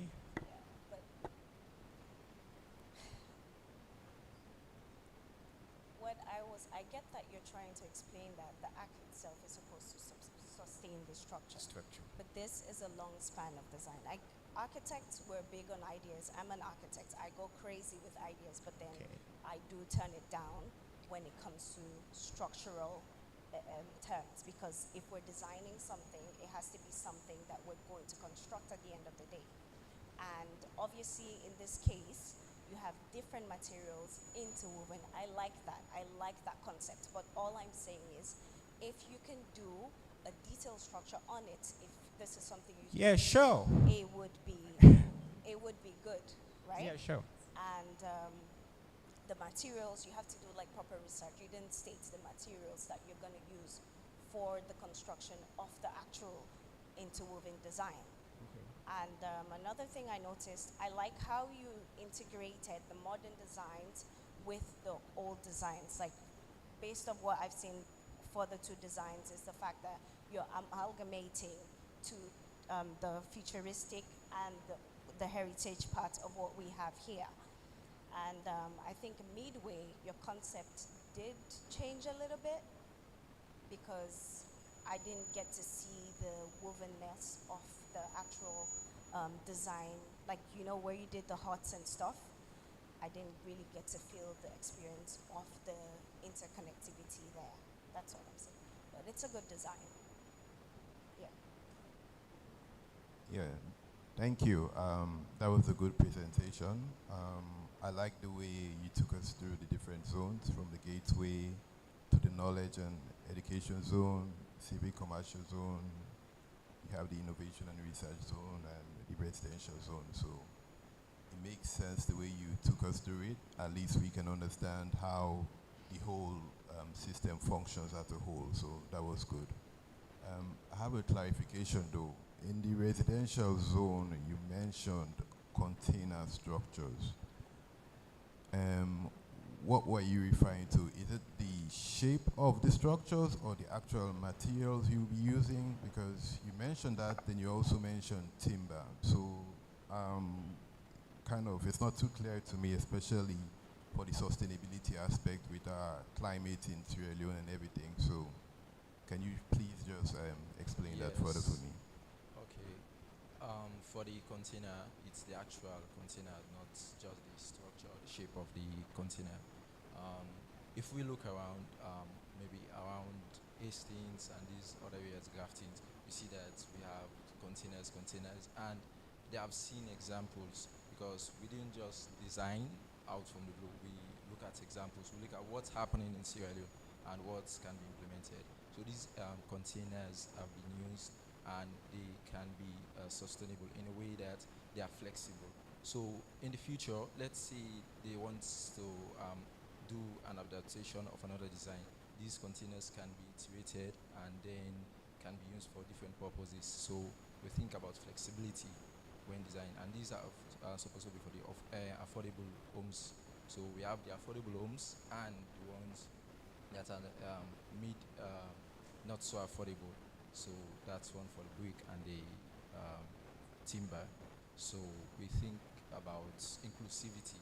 So not just for the upper class, those who can afford, but also those who live below certain mean wage.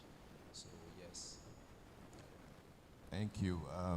I would have liked you to at least give some more details, because we all know that containers, if you're going to use containers as a residential structure, you have to look at your ventilation, the heating requirements. Personally, I've worked in container offices on construction sites.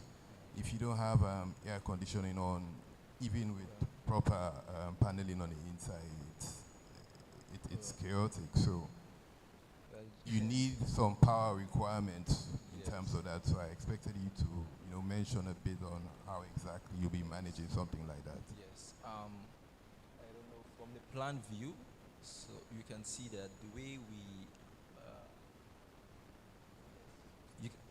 you can see that the way we place the container is also emulating this weaving pattern. So you can see there are courtyard spaces.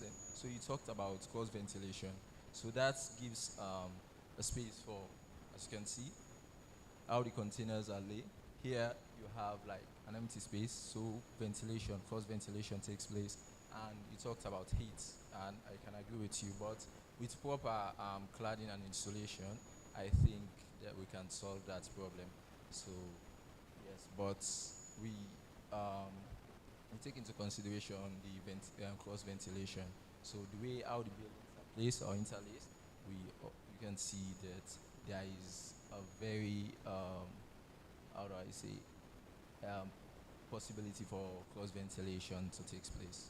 As you can see from design, this one is a container, and here we have the open courtyard, and then we have underneath a building again. So cross ventilation is possible. Thank you. Okay, thank you. From this picture, firstly, you did a great job with your presentation. All my fellow judges were very impressed that you took us to the actual zones and show us how it works and how it should look. Just looking at this picture, I'm deeply concerned there is no football pitch, instead there's basketball, because Sierra Leone is more of a football country. There is actually, it's a multi-sports pitch.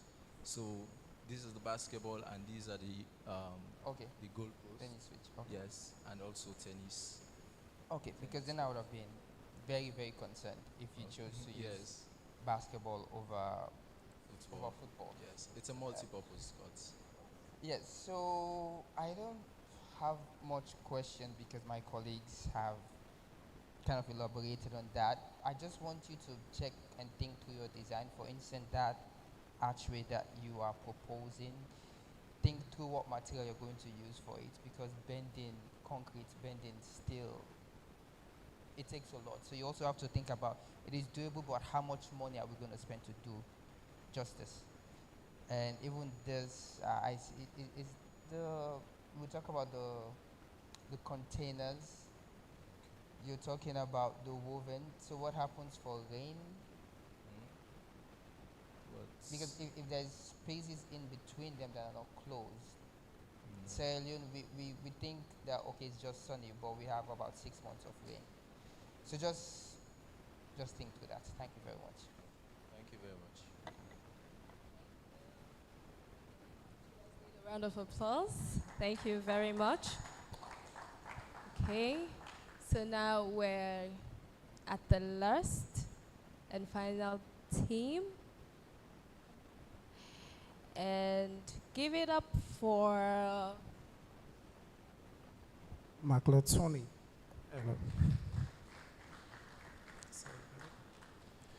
Hello.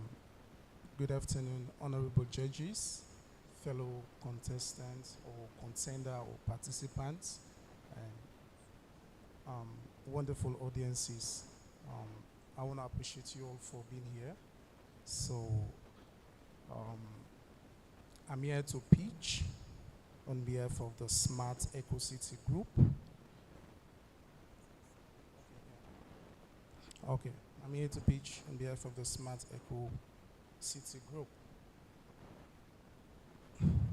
So this is the project, the Fairly Heritage Smart District. You know, this is not just a design, it's where culture, community, and innovation meet. First of all, we think of our heritage, you understand, our culture, things that we've been lacking for the past 2 or 3 decades, you know, because of the rapid urbanization that people are diverting from, you know, our local material in building our houses to the cement, let me put it that way, you know, because for me, as you can see, it's very clear, you know, rooted in Sierra Leonean tradition, contours, patterns, everything detached, everything symbolizes African culture, local material. As you can see, that is interlocking clay bricks.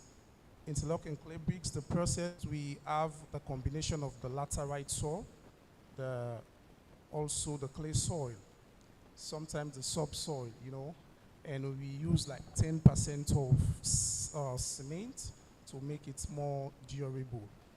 And first and foremost, that you can see the concept master plan. The design master plan, as you can see, it's a plan. The district is organized around a human-centered zone.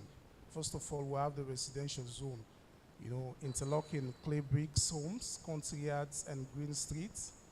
We also have the green park, understand, trees and gardens, play area, relaxation, you know, recreational facility, you know. So this depicts our traditional roots, what we've been missing. And we also have the smart features, solar energy, free Wi-Fi, rainwater harvesting, EV charging center, and also waste management, safety surveillance, urban farming, and community first. So, go again the next slide. Okay, this is the problem we've been facing over the years, you know, because human beings have decided to, you know, move on from our traditional building to the Western world type of building. This has caused a lot of problem on affordable housing. You know, modern construction costs put quality homes out of reach for majority of urban Africa that are forcing family to resettle, and also the digital divides, the climate vulnerability, youth unemployment, and disappearing identity. Next slide. So what is our vision? Our vision centered on 5 pillars. The first one is technology. The solar energy, the free Wi-Fi, the EV charging I've mentioned earlier, and one of the most important, entrepreneurship. There is nothing that you can build a smart city without entrepreneurship. That is empowering women, empowering youth in that particular vicinity. So we think of entrepreneurship, innovation startup programs, culture, traditional architecture, local craftsmanship, heritage as preservation, and also nature. Next slide. So, why do we choose the clay bricks for local materials? Because it is sourced and produced locally. It's reduced cost. For example, when you want to build a house, You don't need to go to buy cement or sand. You need to just dig around your environment or vicinity.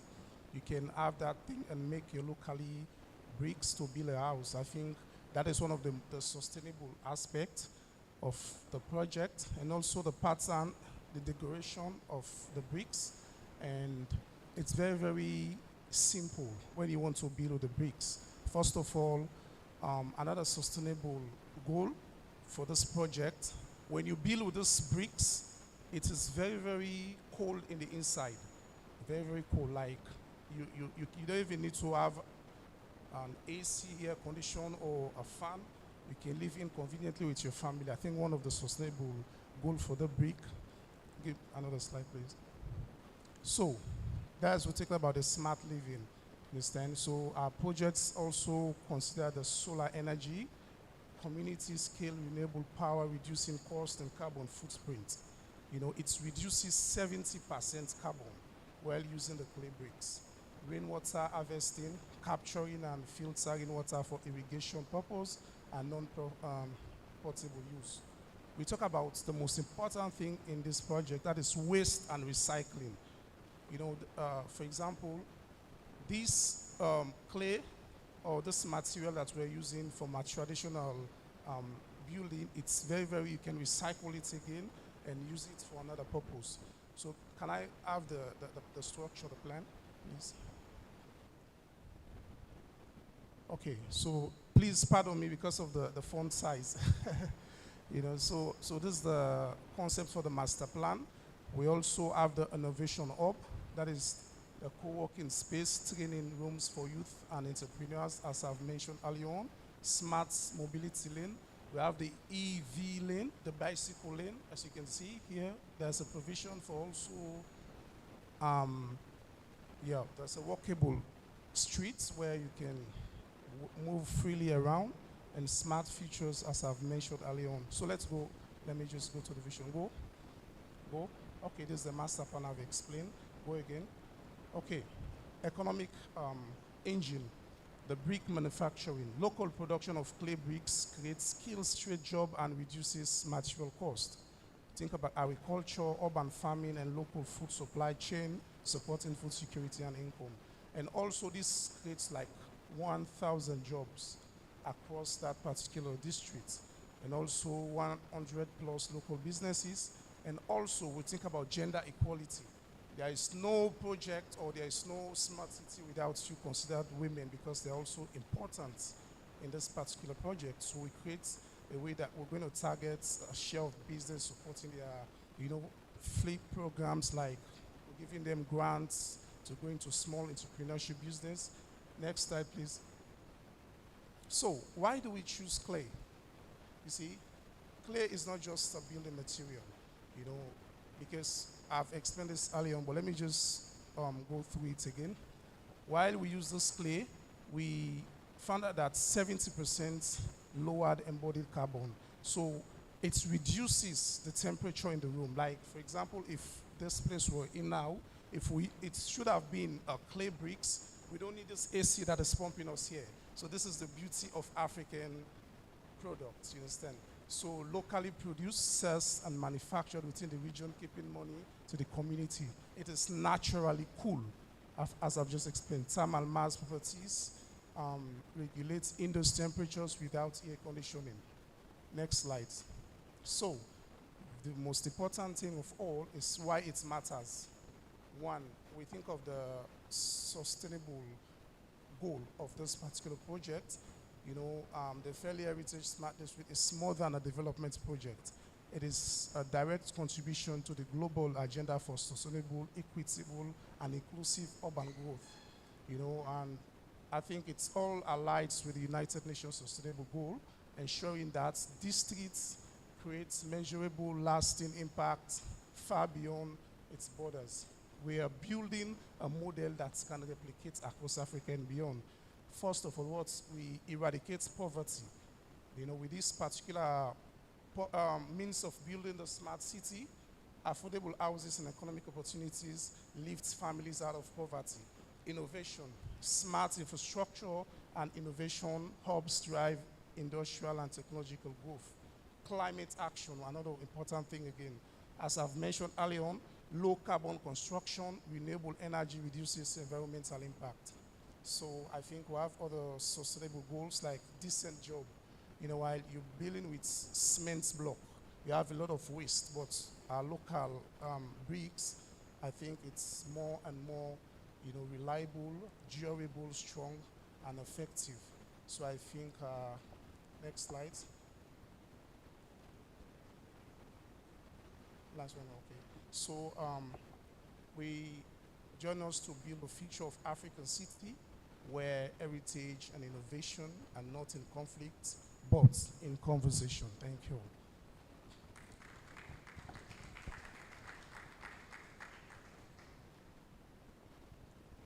Any question, please? Yeah, I think I have one question. Oh, I don't have any video. Just one question. Yes, sir. Honestly. Where's the city? The city? Yes, you've explained a lot of things to us. You've discussed equity, not the master plan. Okay, the city. I see. Where's the design? Where's the concept? How is it going to look? How is it going to feel? That's the concept master plan. I think because of the font size. That's No, why it's not about font size. Okay. It's about the pictures, the concept. Show us what we are expecting, what we will expect when we walk through the city. This is just a bunch of plan. Like we expected the actual drawings, the actual designs for each zones, for each buildings, so that we can see what you're talking about. You've said a lot of things, but we cannot see it. Okay, so for example, that's why I mentioned, because I was busy explaining this entire structure, these plans, because of, it's a PowerPoint when I came, but I think there was no provision for that, so it was readjusted, so I can't walk towards how I prepared it, you understand? So I think that's it. So that's one. These are all the overview of what I've explained here, because this is the fairly heritage smart district, and that's the plan where you can find all that contains here. So any other question? Hello. Yeah.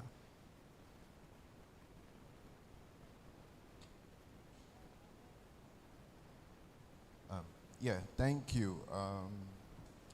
I believe what my colleague is saying here is you've explained a lot about your design and what you'll be doing. That's fine. You also went into how it will create jobs, gender equality, etc.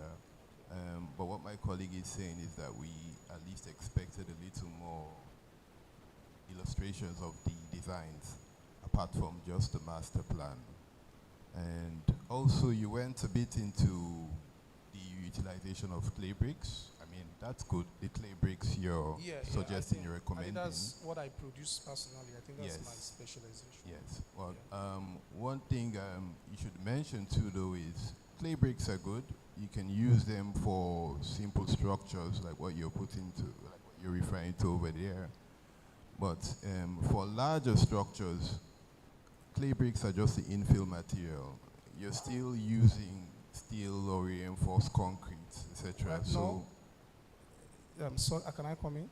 Yeah, come in. Yeah, like for how we used to build with clay bricks, we don't even use, like for the normal building, we use cements for, like what we can say locally, for mortar, you understand? But here we don't use anything, we just use the bricks. The only where we can use the concrete is where we want to put the pillar. Every 20 meter, one pillar. Every 20 meter, one pillar. So I think for the durability that I want to argue for here, that is why it's not just an ordinary clay. We have a mixture of the laterite soil again. After the subsoil, it's kind of reddish in color. And we're going to mix it with 10% clay and 10% cement, sorry.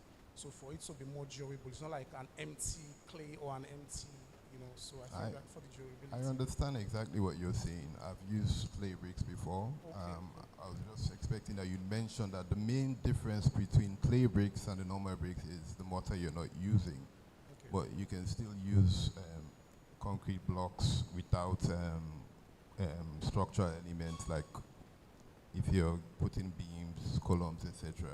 The same with the clay bricks. The bricks are just the infill material. For structural members, for bigger structures, the bricks are just the infill material. For simple structures, you can just build with bricks. But I expected you to mention them a bit on that. Then also I saw in the photos, I see some thatch roofs there. Yeah. Are you proposing using thatch roofs? How practical is that? we How want to bring- sustainable in terms of how long it will last? What are we looking at? Well, we're talking about the sustainability, things that we can locally source within our environments, like the thatch roofs, we can have it within the community. That's the sustainability aspect I'm looking at. I'm also focusing on the cultural heritage of this particular project. So many countries, I believe this is what they're using as their modern luxury, for the European country, whereas we have it in Sierra Leone, you understand? So that's why I want to depict that you can use thatch or whatever roof you want to use, but it depends how you can get the material whenever you want it, or how locals or within that particular environment can afford to have it. So I'm looking for the poor, not the rich. I know what you're saying, maybe. Yeah, so I think that's my point before I so. Thank you very much. Thank You're you. welcome. Yes, ma'am. Thank you so much for the detailed elaboration. What I've noticed as part of your concept is like everyone is giving to do something based off heritage. What is your concept added to it? Come again? Your concept added to it. What is your concept that is added to it? Well, my concept is, because we have different kind of bricks. We have the normal bricks, not the clay bricks. We have the laterite soil. We have different kind of soil. So for me, I'm only focusing on the interlocking brick, you understand, and also the thatched. If you can see, most of our houses in the provinces, the courtyard, the particular design. So if we bring all those history back, I think it's very, very much important. I think that's what I'm really focusing on. But I can still learn from this, for what you've said. I can go back and see how best I can improve on it.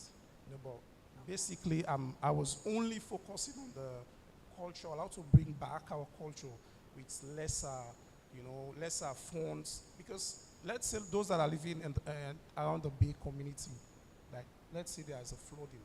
How can they have houses? How can they, evacuate from that place without money? How can they build this kind of house? But with this kind of houses at a very cheaper rate, everyone can afford to live in a decent and affordable house. I think that's what I want to achieve in this project. Okay.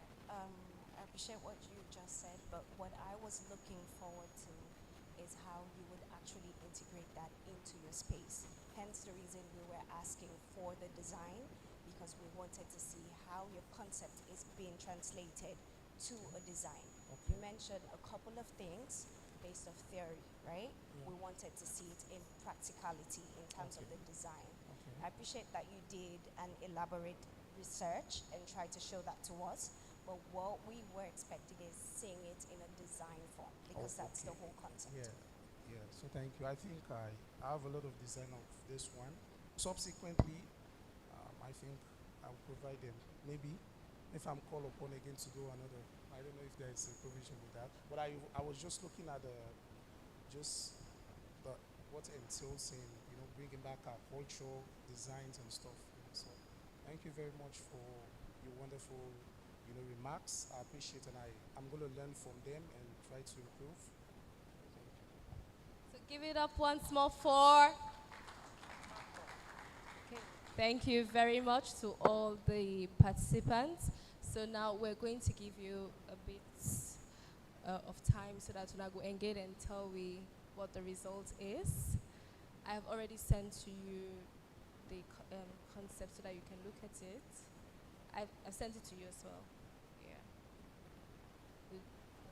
Okay, so yeah, you can. So now we're moving on with the agenda, and now we're going to have a fireside chat with two wonderful, amazing founders. And the first person, we're talking about building sustainable, designing a sustainable future. And I think as cities, building infrastructure, a conversation on architecture, infrastructure, urban design, sustainability, and the future of African cities is necessary for designing sustainable futures. So now let us just give a round of applause for the founder of Nest and the curator of Design Week Freetown, Joe Yila.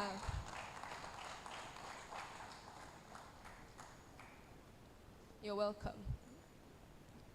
Yeah. Okay. Just in the middle so you can find, so that we can capture you. Okay, so now we have another founder in our midst, and he's doing a great job. Round of applause for Mr. David Manley, who is the founder of Fele Tech City. Thank you.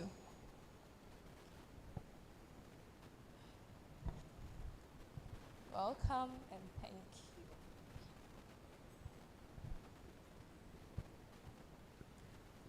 Good afternoon, everyone, again. So this is a fireside chat, as mentioned, and we are just going to unbox and unlock what Fele City is, especially in relation to the theme, which is designing sustainable futures.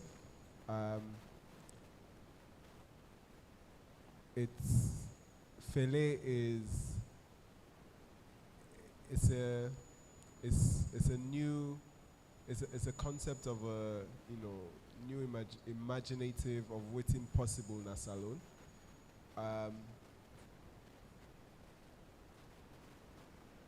Would like to know from your own perspective, Mr. Manley, for person where they hear about Fele for the first time, what is it from your perspective? And I also want to say, and what is the long-term vision for it? Thank you for that, Joe. Creole or English with it all? So, I think that we can go in Creole. Right.